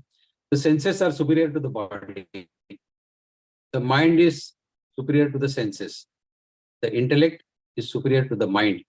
And the most superior thing is our Atma, Jivatma. Krishna is this Atma. And the one who realizes this and experiences this, for him, there is no more compulsion of birth. So, you have attained what you already have there within you. You need to attain what is existing already in you. And you have to throw away that which was never stuck to you. Your Shri, Indriya, Buddhi was never yours. You have to throw it away and get glued to that Jivatma, which you are really. See, you were Parabrahma, you are Brahma, and you can be nothing but Parabrahma only. But deluded by Maya, our minds to comprehend this, and wanting to be free of this ignorance, we seek Geeta or we seek Guru, who can uncover this veil of Maya. The Geeta or our master, our Guru, then shows the path of attaining the knowledge of that which always was there and which will be always there, the eternal, boundless, and absolute truth. The Lord says, my birth is divine, I am divine. Mind you, he is not saying that you are not divine. You too are equally divine. It is just that Krishna knows it, but we don't know it. He comprehends, he understands it. The game is all about understanding and not understanding, knowing and not knowing. The Lord says the one who knows this divine nature, who knows that he is not the perishable, changeable body, such a realized person is not born again. So let us bear in mind that in all these shlokas in this chapter, Krishna is speaking from the level of that all-pervasive, eternal, supreme Parabrahma. It is the supreme Chaitanya expressing through the individual called Krishna and revealing its essence, its very nature. Attaining Krishna, getting a glimpse of Krishna is not about getting a glimpse of his body. Krishna is still here. We keep discussing this. Krishna is still here. He abides in our Chetana. But we have confined our awareness to the level of our body. So it is going to be a journey of a drop seeking the ocean within it. The drop is not part of any ocean, but rather the ocean is within the drop. Krishna exists in our drop, in our Jivatma. Krishna exists. Krishna is the ocean. Our Jivatma is a drop in the ocean. The ocean exists in the drop. Krishna is not somewhere out there. He is right within you. However, the million-dollar question is, at what point do you cease and Krishna commences? Or whether it is only Krishna that exists and your existence is no more than a lie. What is the truth? Do we exist or we don't exist? Only Krishna exists. Furthermore, how do you interpret the statement, Krishna is within you? When we make the statement that Krishna is within you, does it mean that you are bigger than Krishna? For something to exist within you, that entity has to be smaller than you. If something is to exist within you, then that entity has to be smaller than you. So does this mean that you are greater than Krishna?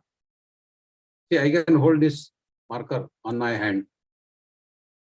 This is in my hand. This is smaller than me, so I can hold it. So that means if I hold this marker in my hand, but is it possible to hold this entire house in which I am sitting in my hand? No. So when it is said that Krishna is within you, then does it mean that Krishna is as small as this marker? Does it mean that way? Does it mean that Krishna is as small as this marker in my hand? So how can the Lord be within you? If you think about it, the statement God lies within you sometimes may appear to be very silly or laughable. After all, can an ocean be accommodated in a cup? If the Lord abides within you, then you have to be the Lord of all lords. The Lord is within you, that means you are Lord of lords. Is it believable? Thus, we come back to the question, how can the God reside within you? Are there two entities that coexist, that stay together, that is you and the God? How is Krishna Chaitana and your Chaitana one? Now, with the use of word Chaitana, something may start getting slightly clear. This is because there is nothing bigger or smaller at the level of consciousness. Our Hindu Adhyatma says this question answers very beautifully, and it states that just as the fragrance dwells in the flower, likewise the God dwells within you. Can you separate fragrance from the flower? No. But at the same time, fragrance is distinctly different than the flower. And the flower is not the fragrance, and the fragrance is not the flower. Just as a reflection is seen in the mirror, now does the reflection actually reside within the mirror or behind the mirror? Or just it simply gives an impression of being in the mirror? Likewise, Krishna is within you. It is exceedingly difficult to describe the infinite things in words. Krishna is infinite. How can we describe him in words? The infinite absolute truth is simply too beautiful, too great to describe in words. Hence, the complex knowledge is being diluted so that our intellect may understand it. Understand that it is not indeed extremely difficult to understand. We should understand that this knowledge is really difficult to understand. To a devotee, the Gita is all about the individual person called Shri Krishna, proclaiming his superior divine existence, and that all beings should worship that form of Krishna. But in reality, the Lord is saying that something else. So what is the point in Krishna proclaiming to Arjuna, I am indestructible, I am birthless, I am deathless? Is Krishna imparting the knowledge to his own self? Or even if that was the case, how would that be of any benefit to Arjuna? Thus, let us know that Krishna is saying to the Arjuna, you are indestructible, you are birthless, you are deathless, and you are boundless. Your birth is divine. But due to influence of Maya, you don't know this. But the day you will know this truth, you will laugh and dance. Schopenhauer was a famous German philosopher from 1788 to something like 1860. He was the first Westerner philosopher to have read the Gita. It is said that when he finished reading of Bhagavad Gita, he danced, placing the text on his head and exclaiming loudly, what an astonishing song Gita is, what an amazing knowledge. And this Schopenhauer was known to be a downright pessimism. He was a pessimist. And a pessimistic person like him danced after reading Gita. That says a lot about Gita. And now in contrast with this, we, the Hindus, who have not even bought Gita. And even if we have bought it, we have not read it. And even if we have read it, we have not understood it. Or if we had comprehended Gita, we too could have danced in sheer joy like that person did. Okay, we go to next shloka now. Vitaragavaya krodha manmaya mamupashritaha bahavo jnana tapasa puta madbhava magataha. Paramatma says Vita. Vita means free from. Rag means attachment. Bhaya, fear. Krodha, anger. Mama, in me. Upashrita. Upashrita is to take refuge. Jnana tapasa. Knowledge based on tapa, penance. Puta. Puta means becoming pious. Madbhavam, in my nature, in my state of being. Agataha is to attain. Paramatma says, being freed from attachment, fear, and anger. Vita, Raga, Bhaya, Krodha. Freed from attachment, fear, and anger, and being fully absorbed in me. Taken refuge in me. Many devotees, many people in the past became purified by knowledge about me, and then they all achieved my state of being. Uta madbhava magataha. They achieved my bhava, my state of being. So in the earlier slokas, Lord has stated that the one who realizes his divine nature is freed from samsara's cycle of birth and death. And it does not mean that only Krishna's birth and karma are divine. Our karmas and our birth are equally divine. Because there is nothing that is not divine. Everything is divine. Everything is divine. So when it is one divine, transcendental entity pervading all the existence, then how can there be one division that something is divine and something is not divine? This is all Paramatma's creation, no? So everything is divine. And in this shloka also, the Lord is reiterating that one who attains his state of being is freed from the cycle of birth and death. And what is this state? Being freed of attachment, anger, and fear. Having surrendered to Lord, purified by the austerities and knowledge, such a person attains the divine state of being. Lord is clearly saying they will attain his state of being. He is not saying that they will attain him, but rather they will attain his state of being. The difference is very vast between attaining Krishna and attaining his state of being. Attaining Lord, attaining Shri Krishna, and attaining his divine state of being are not the same. The former reflects duality. The concept that God is someone else and the jiva, the individual self, will attain God by performing some kind of austerities. But Krishna is not saying this. Krishna says that many people, having been purified by austerities and knowledge, have attained his state of being. This means the state in which Krishna was is very much attainable to everyone. And if that is not happening, then it is not because of someone else, but because it is of your own fault. Those who are still attached and stuck down to their bodies and minds, what can such people attain?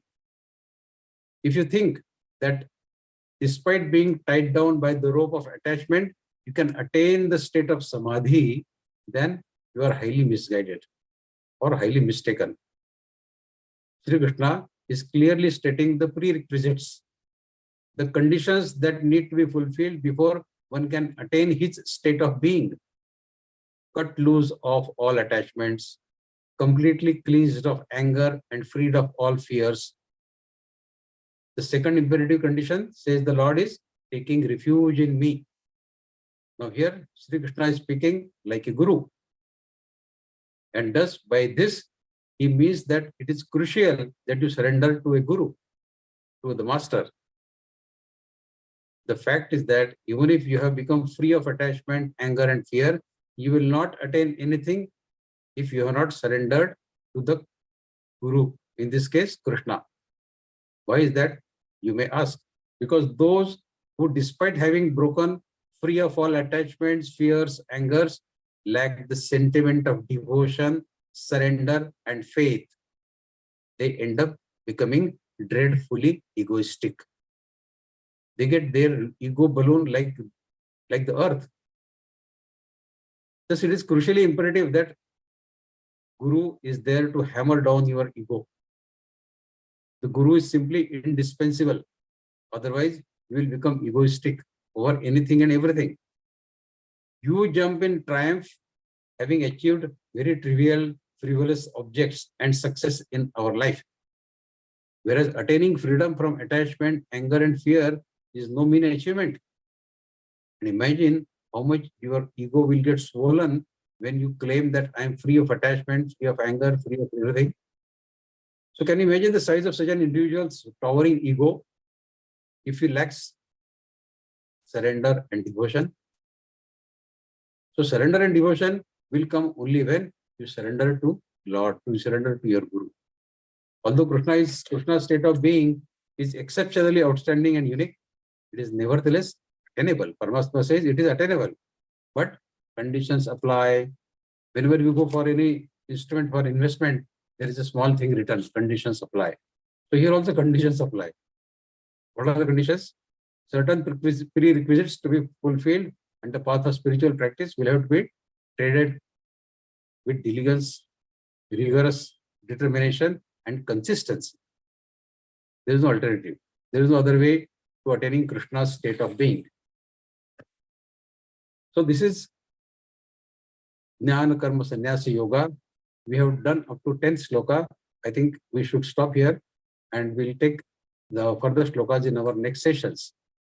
Thank you so very much for listening to me. Now the forum is open for your questions. Please feel free to ask your questions. Jai Shri Krishna. Jai. That was an enlightening session, Bhaiya. We dealt in detail about the 10 shlokas of this chapter.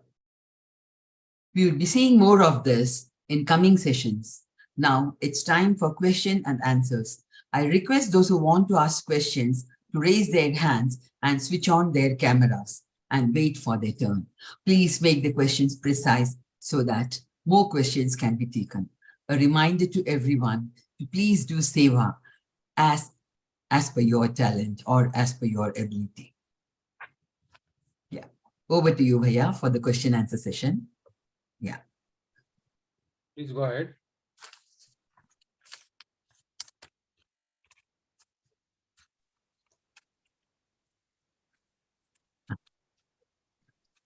Nanakchand ji, boliye. Jai Shri Krishna Didi, Jai Shri Krishna Bhaiya. Bhaiya, I want to a simple question. Action without expectation of fruit versus motivation. What is the motivation? Action without versus motivation. Do you correlate both these?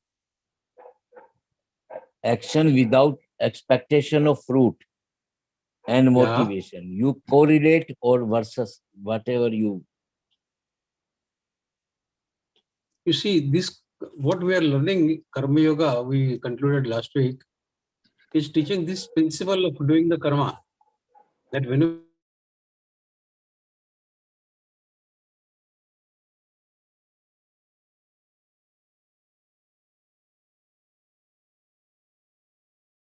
all bondages and get one with Paramatma. We don't want to get again entangled in the cycle of birth and death. We realize that this human life is so painful. The birth is painful, the death is painful, the old is painful, the disease is painful, everything is painful. We don't want to come here again. We want to be with Paramatma all the time. If you want to do that, the only way to do is do your karmas without keeping any sight on the karma phalas. Surrender all karma phalas, surrender all karmas to Paramatma. You become a karta. Like Paramatma says, I do everything, but I remain a karta. If you want to become like Paramatma, then you also become a karta. Paramatma is doing this, but he is still saying, I am a karta. So you also do your karma and say, I am a karta. How you can do that a karta? By surrendering it to the God, by surrendering it to the Lord. If you get involved in doership and also enjoying the fruits, so you are a karta and bhokta both. So a karta and bhokta, he cannot imagine that he will get released from the bondage of his karmas. Every small karma that you do will put a bondage on you. And so long as the bondage is there, you have no freedom from this cycle of birth and death. The balance sheet has to be totally blank. When the balance sheet is blank, then only this cycle can be broken. Otherwise, there are 84 lakh yonis. We keep coming here and going up again and again. The objective of Karma Yoga, the objective of human life, using our Shri, Indriya, Man, Buddhi, is to get rid of these karmas which we have accumulated over past so many lives. I put the connection. So as Paramatma said, Bahuni me vetitani janmani Arjuna, we have lived many lives. And all these lives we have collected so much of karmas and karma bondages. Now we are thankful to the God that he has given us Geeta We are fortunate enough that we are learning Gita, we are trying to understand Gita, and we have understood the main purpose of human life. That Paramatma has given this Sharir, Indriya, Man, Buddhi for getting rid of this karma bondage.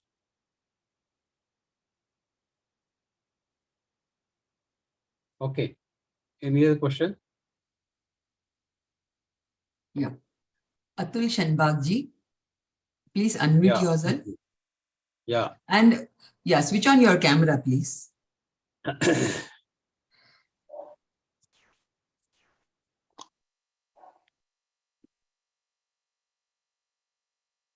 Yeah, Atulji, you have some questions to ask? Yes, sir. Yeah. Yeah.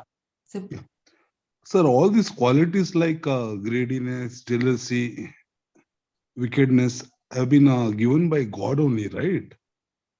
Yeah, yeah. So, so how do we perceive that in this Kali Yuga? See, but why we forget that God has given us some good qualities also? Why should we remember only the bad things? We Why have I'm many good asking you that, sir, God knows everything, right? So, Yeah. He might be doing, right, what we are supposed to do. Yeah, yeah. See, I understand your question.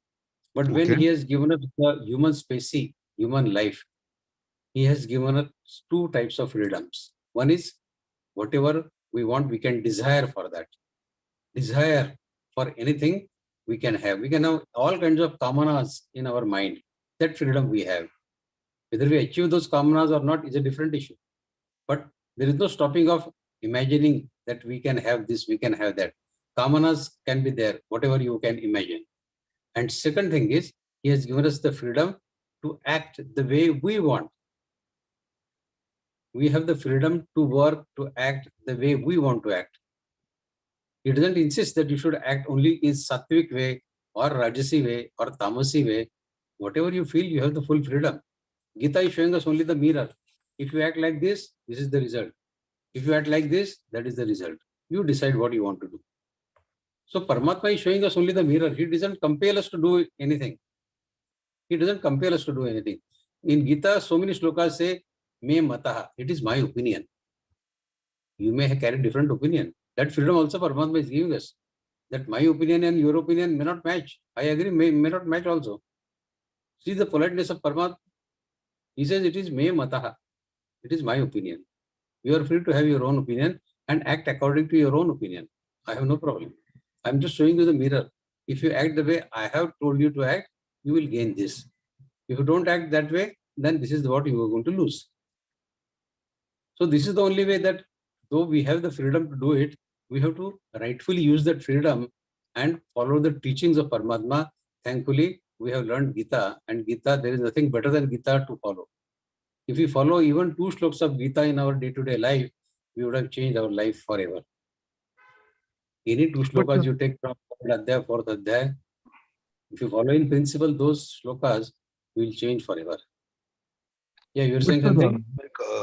Bhagwan knows, right, what is going to Yeah. happen, what is not going to happen, knows, right? Yes. So he has written a fate on us, correct? Everything has been written, correct? So, but as I said, we can change our destiny by doing the karma that he is asking us to do. If we want to change our destiny, we want to change our samskar of past lives. That changing of samskar, see, basically the karmas that happen through us are guided by our past samskars.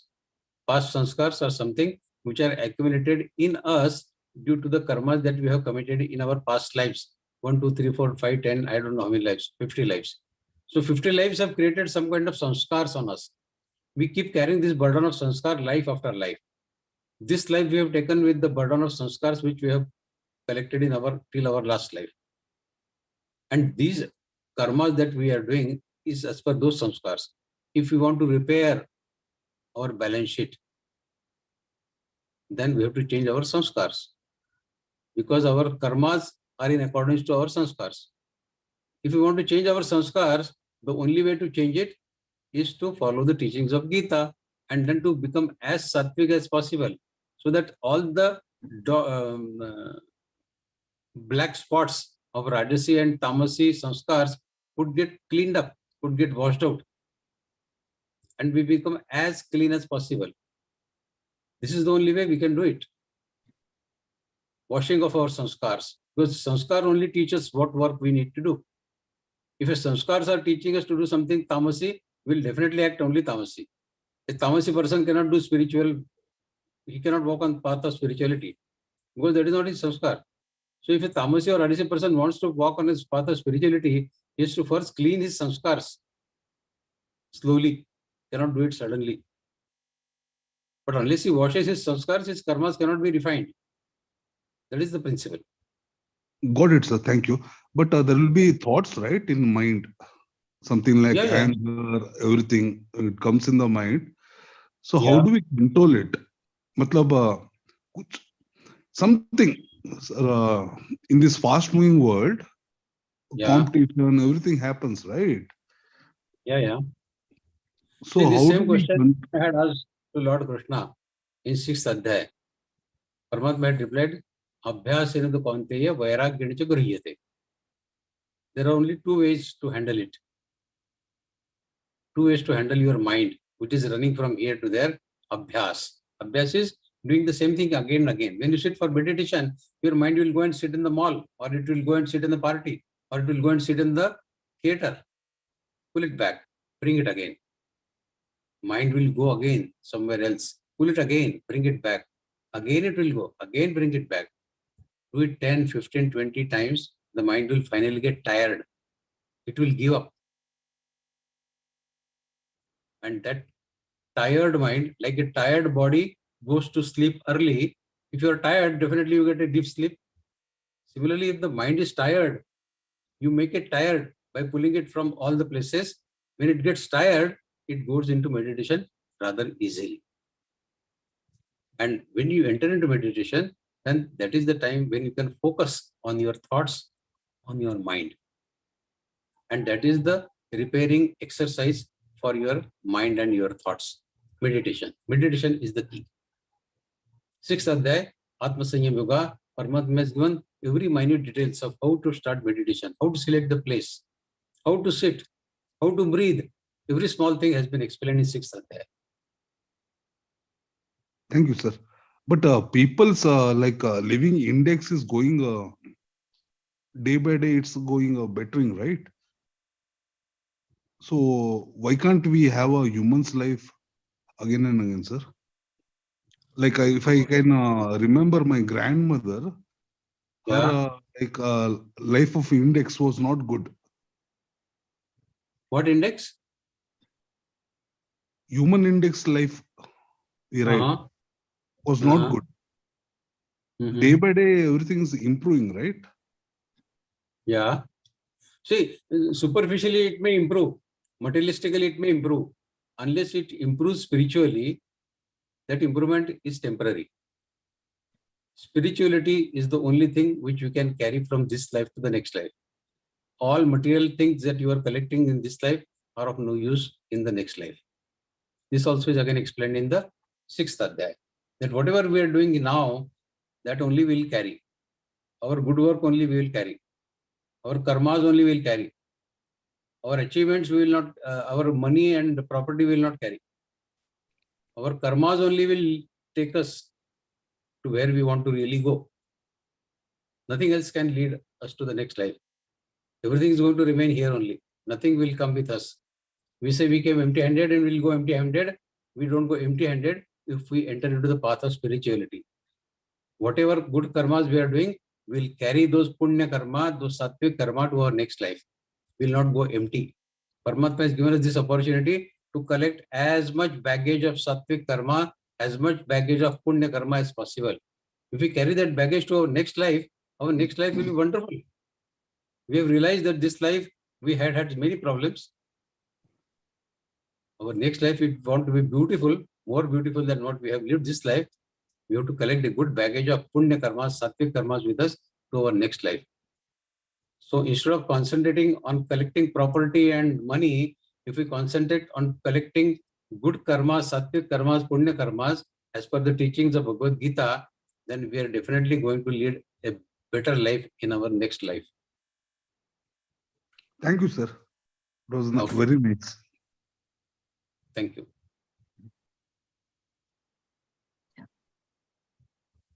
Any other questions? Yeah, Ashutosh ji, Ashutosh ji. Yes, Please. Jai Shri Krishna. Some very small questions.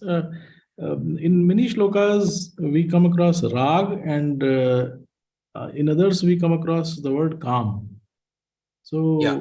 what is the exact difference between these two? Calm seems to be desire, but rag Yes. is attachment. So, Yes. they both seem to be the same. No, they are not same. See, I'll tell you the difference. Kamana is your desire. Kamana is your desire. Yeah. When you are moving out, you develop some kind of kamana. You watch internet, you watch TV, you see the media, and a lot of things get publicized in today's world. So a thought comes to your mind that I should also have this, what my neighbor has. This is a kamana. This is a desire in your mind. Okay. Okay. Now, when your kamana gets fulfilled, there are two ways. Either kamana gets fulfilled or kamana doesn't get fulfilled. Correct. When kamana gets fulfilled, you start enjoying that karma that you have done, and you have been successful in getting your kamana fulfilled. You get attached to it. You buy a new car, you had that desire, you get attached to that property of new car. When kamana doesn't get fulfilled, it leads to anger. So kamana can lead you to either anger or attachment. And where is bhaya, sir? Where does bhaya come in? Yeah, bhaya comes in when your kamana doesn't get fulfilled. So it And can the lead to anger or bhaya. Yeah. No, so I'll tell you, when your kamana doesn't get fulfilled, and the obstacle in fulfillment of kamana is some individual, say, for example, who is obstructing your way in fulfillment of your kamana, but that person is more powerful than you. You cannot fight with him. You cannot confront with him.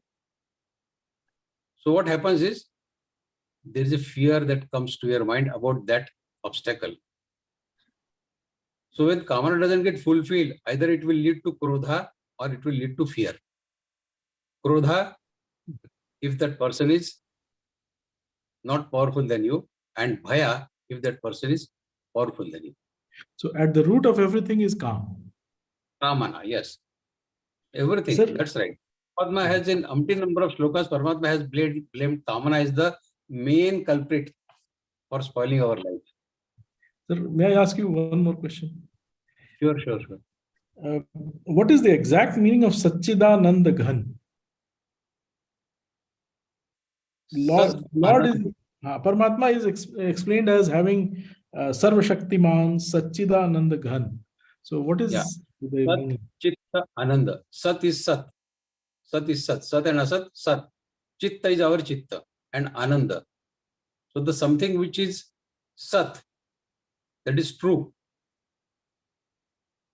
And that is the Chitta, that means our Chitta, which is giving pleasure to our Chitta.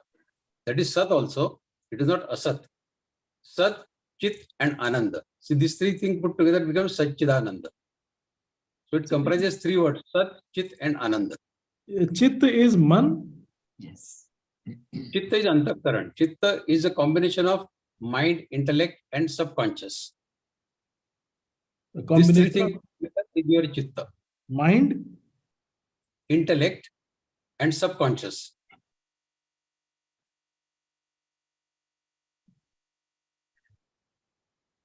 One last question, sir, if you please.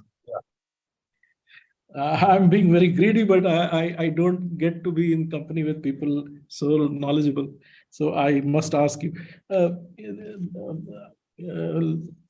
In the sixth shlok in the last charan, Sambhavamya Mayaya. So, the Lord says that he has his own Maya. So what is the difference between Lord's Maya and Maya in general? There is no difference. There is no difference. See, this Maya is a creation of Paramatma only. Okay. Bhagavad Gita teaches is two ways. One is two types of prakritis are there of Paramatma. One is a para prakriti and another is apara prakriti. When you read 7th Adhyaya, you will understand the difference between para prakriti and apara prakriti. Para prakriti is the Chaitanya of Paramatma, which is holding the apara prakriti, which is a jad prakriti. It has no life. And this Maya is the ignorance. Maya is the darkness. Maya is like a magic which will. Okay. So Maya is something which will confuse you, which will delude you. So moment you can pierce this Maya, then only you can reach to Paramatma. So what does it mean when the Lord says that I appear through my own Yog Maya? In this shlok. See, Paramatma decides when to take birth. So he appears on his own. Nobody can decide when Paramatma will take incarnated form. But he's never. Nobody can decide that. He decides. Okay. And he doesn't take birth like an ordinary man. He doesn't die like an ordinary man. As we discussed in today's Vivechana, Lord Ram decides when to leave this body, when to leave this earth. Okay. So he may appear to subject himself to Maya, but he never does that. That is what it is. Yeah. See, people get deluded with Maya. Paramatma doesn't get deluded because of his own Maya, and with Maya only he is created. See, Paramatma's body, when Krishna is in manifested form, he creates his body through Maya. Maya creates the body. Likewise, our body is also created by the same Maya, Paramatma. So Maya is something which is Paramatma's game, play, which only he understands. We don't understand. Thank you, sir. Thank you.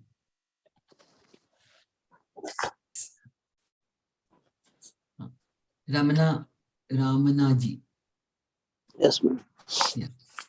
If there is a good karma or bad karma done in the previous life, and if that comes to us during this life, then when we fulfill that, when we do that karma, why should we treat something as bad or something as good?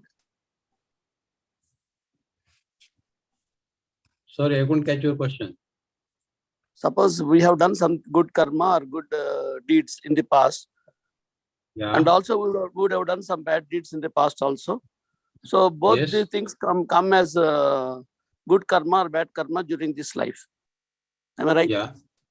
If that is so, suppose we perform the bad karma also, then it is as per the past life only. I have carried it to this life, and I am forced to do this. I am supposed to do this bad karma also during this life. When I am doing that karma, why should be treated it as a bad karma during this life also? Okay. Now I get your point. You see, the thing is, for us, we treat our lives as differently. My previous life was that, so what can I do for that life? I cannot do anything. But in the eyes of Prakriti, in the eyes of nature, in the eyes of Paramatma, there is no difference between, because the Jivatma who was there in that body and the Jivatma who is there in this body now, in this life, is the same. Body has changed. But the karmas which are attached to that Jivatma, they are getting carried forward to this life also. So the body may be different, but the karmas still remain the same, which are stuck to that Jivatma in his previous life. Because he took the pride in saying that I am the doer, I am the enjoyer. So if you are the doer, then face the consequences of doing that karma. What you faced in last life, you did not repay it fully in your last life. You have to repay it in your next life.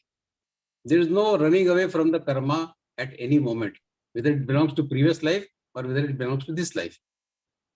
People keep on taking life to life only to repay their karmas. But there is something which I did not desire anything in this life, but it happened in this life. So what would you say for that?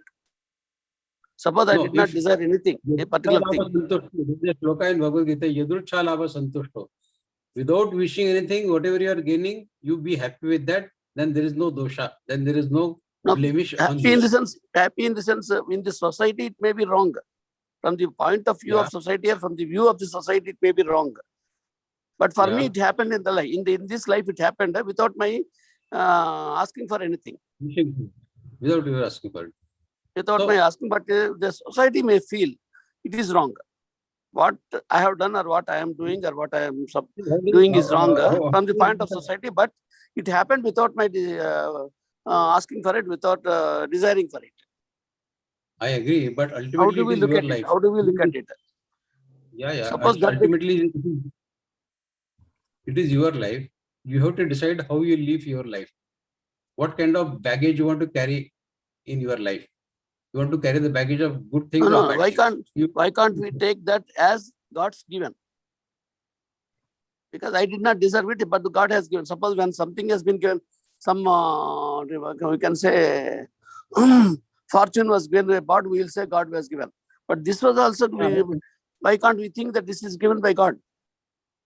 Yeah, everything is given by God. If you have that firm belief that whatever I am doing, I am not the doer, it is the God who is doing, and it is the God wish that I am getting whatever I am getting, then you are free from bondage.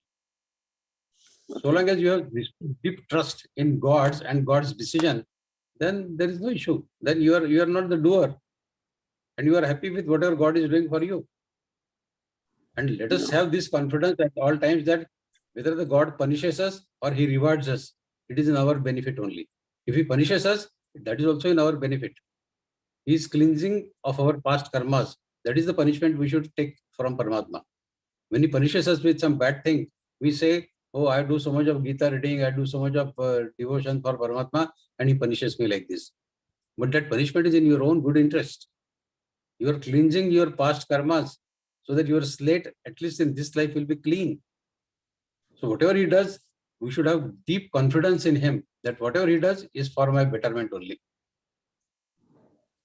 Okay. Then you said that Maya is created by God only. Yeah, yeah. God is. And we are all falling into his Maya.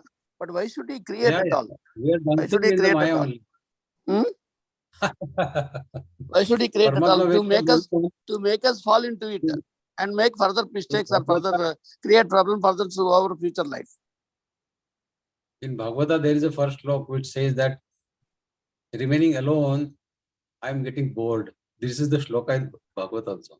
So Paramatma, when he was alone, he was bored and he created this Maya, he created this Srishti, and he created all human beings and made them to dance. He gave them freedom of work. He gave them freedom for desire.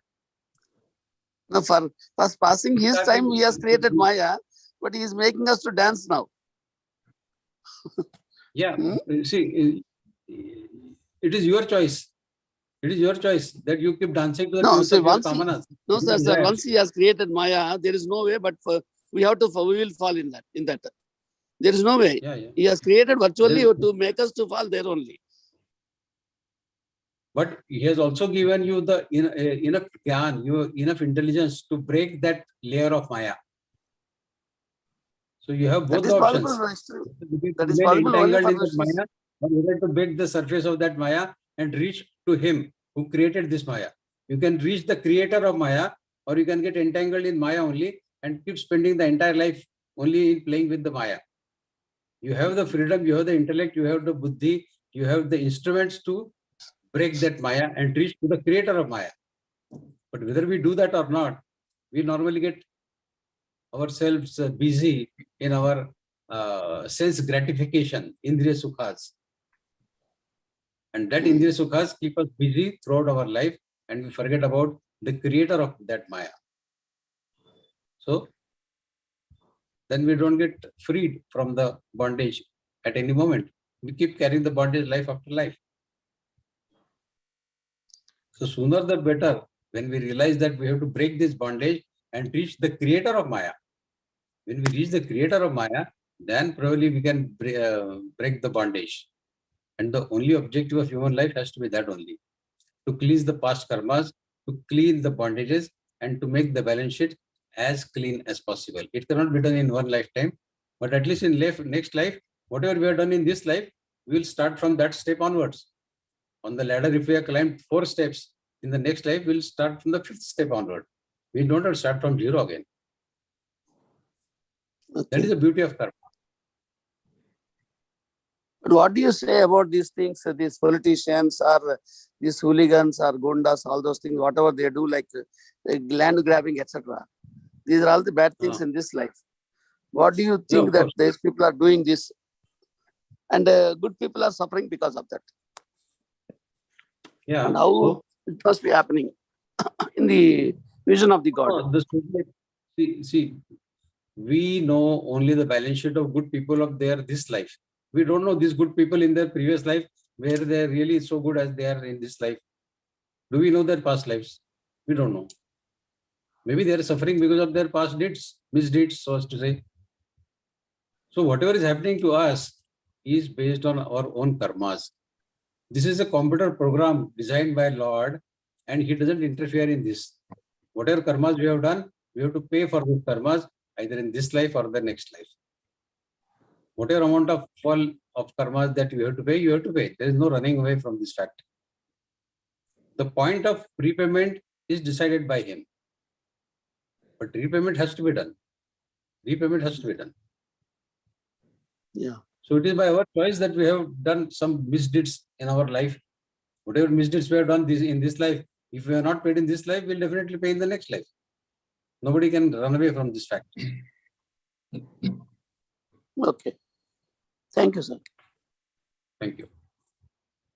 Hope and wish that everyone's doubts are clear. I extend my heartfelt gratitude to Vikas Vaidya ji for clearing the doubts of our sadhakas. Some really interesting questions were there, and you have answered them really very well. On behalf of Geeta Parivar and myself, I extend sincere thanks to the technical team consisting of Tanushree Mehta ji and Gopal Nathawat ji, and all those who have been at the backstage for their relentless and efficient efforts in making the session a great success. May I take this opportunity to thank all those who attended this session to enrich your spiritual knowledge. Today, Ojasvi Dhingra ji from Delhi is going to recite Samapan Prarthana.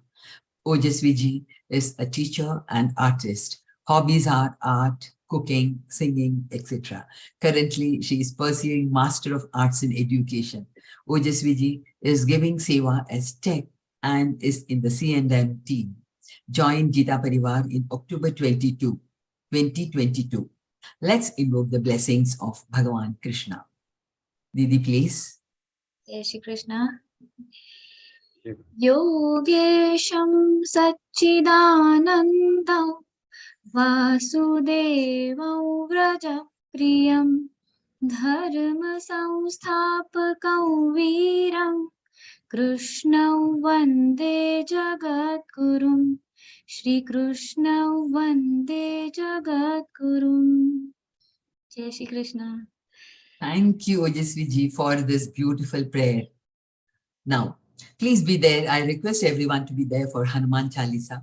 Hope you all have downloaded Ram Pratishta app. If not, please download from Play Store and enter the counts of Hanuman Chalisa you have recited. You can hear the Chalisa from the video or audio in the app, and the app would update the counts automatically. You just need to click OK. The recital can be put in loop so that it plays until you stop. So may our week ahead be brighter and more beautiful. We shall see you back on another enlightening session next week. Till then, Jai Shri Krishna.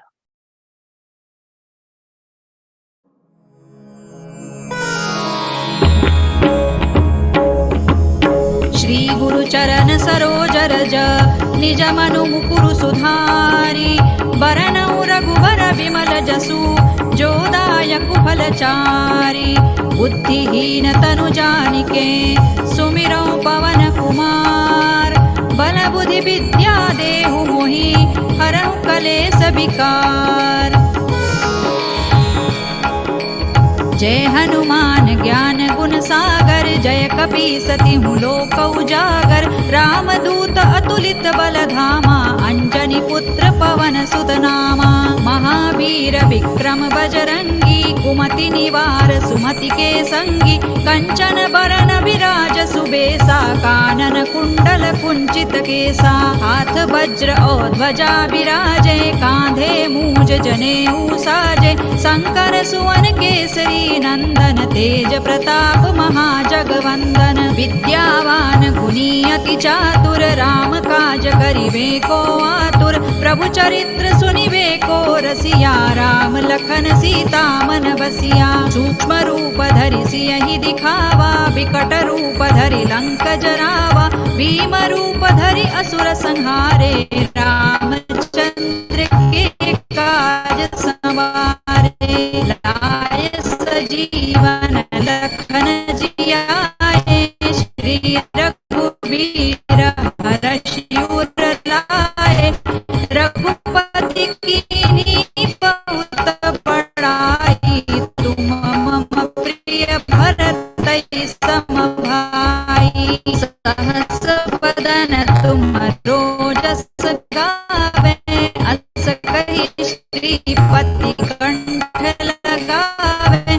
सनकादिक ब्रह्मादि मुनीसा, नारद सारद सहित अहिसा।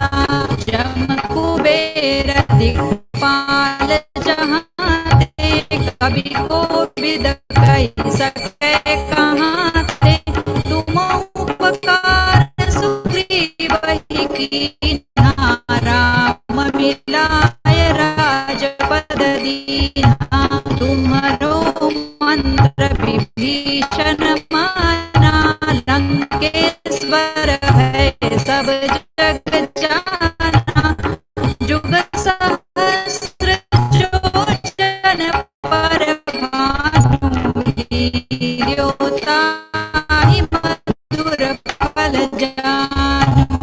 प्रभु मुद्रिका मेलि मुख माहि, जलधि लांघि गए अचरज नाही।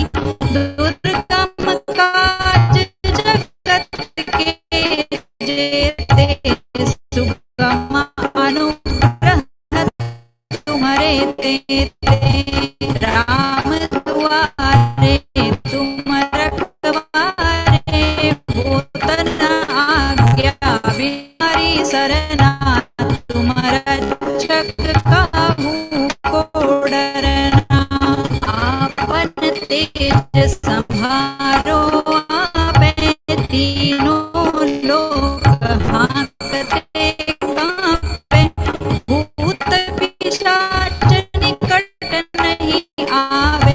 महावीर जब नाम सुनावे, नासे रोग हरे सब पीरा। जपत निरंतर हनुमत वीरा, संकट ते हनुमान छुड़ावे। मन क्रम वचन ध्यान जो लावे, सब पर राम तपस्वी राजा। तिनके काज सकल तुम साजा, और मनोरथ जो कोई लावे। सोई अमित जीवन फल पावे, चारों जुग परताप तुम्हारा है। प्रसिद्ध जगत उजियारा, साधु संत के तुम रखवारे। असुर निकंदन राम दुलारे, अष्ट सिद्धि नौ निधि के दाता। असवर दीन जानकी माता, राम रसायन तुम्हारे पासा।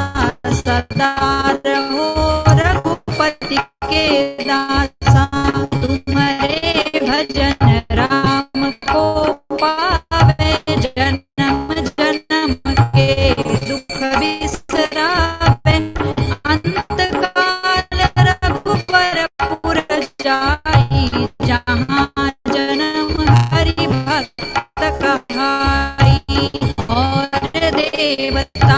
चित्तन धरई हनुमत से सर्व सुख करई संकट कटे मिटे सब पीरा जो सुमिरे हनुमत बलबीरा जय जय जय हनुमान गोसाई कृपा करहु गुरुदेव की नाई जो सत पार पाठ कर कोई छूटहि बंदी महासुख होई जो यह पढ़े हनुमान चालीसा होय सिद्धि साखी गौरीसा तुलसीदास सदा हरि चेरा कीजे नाथ हृदय महडेरा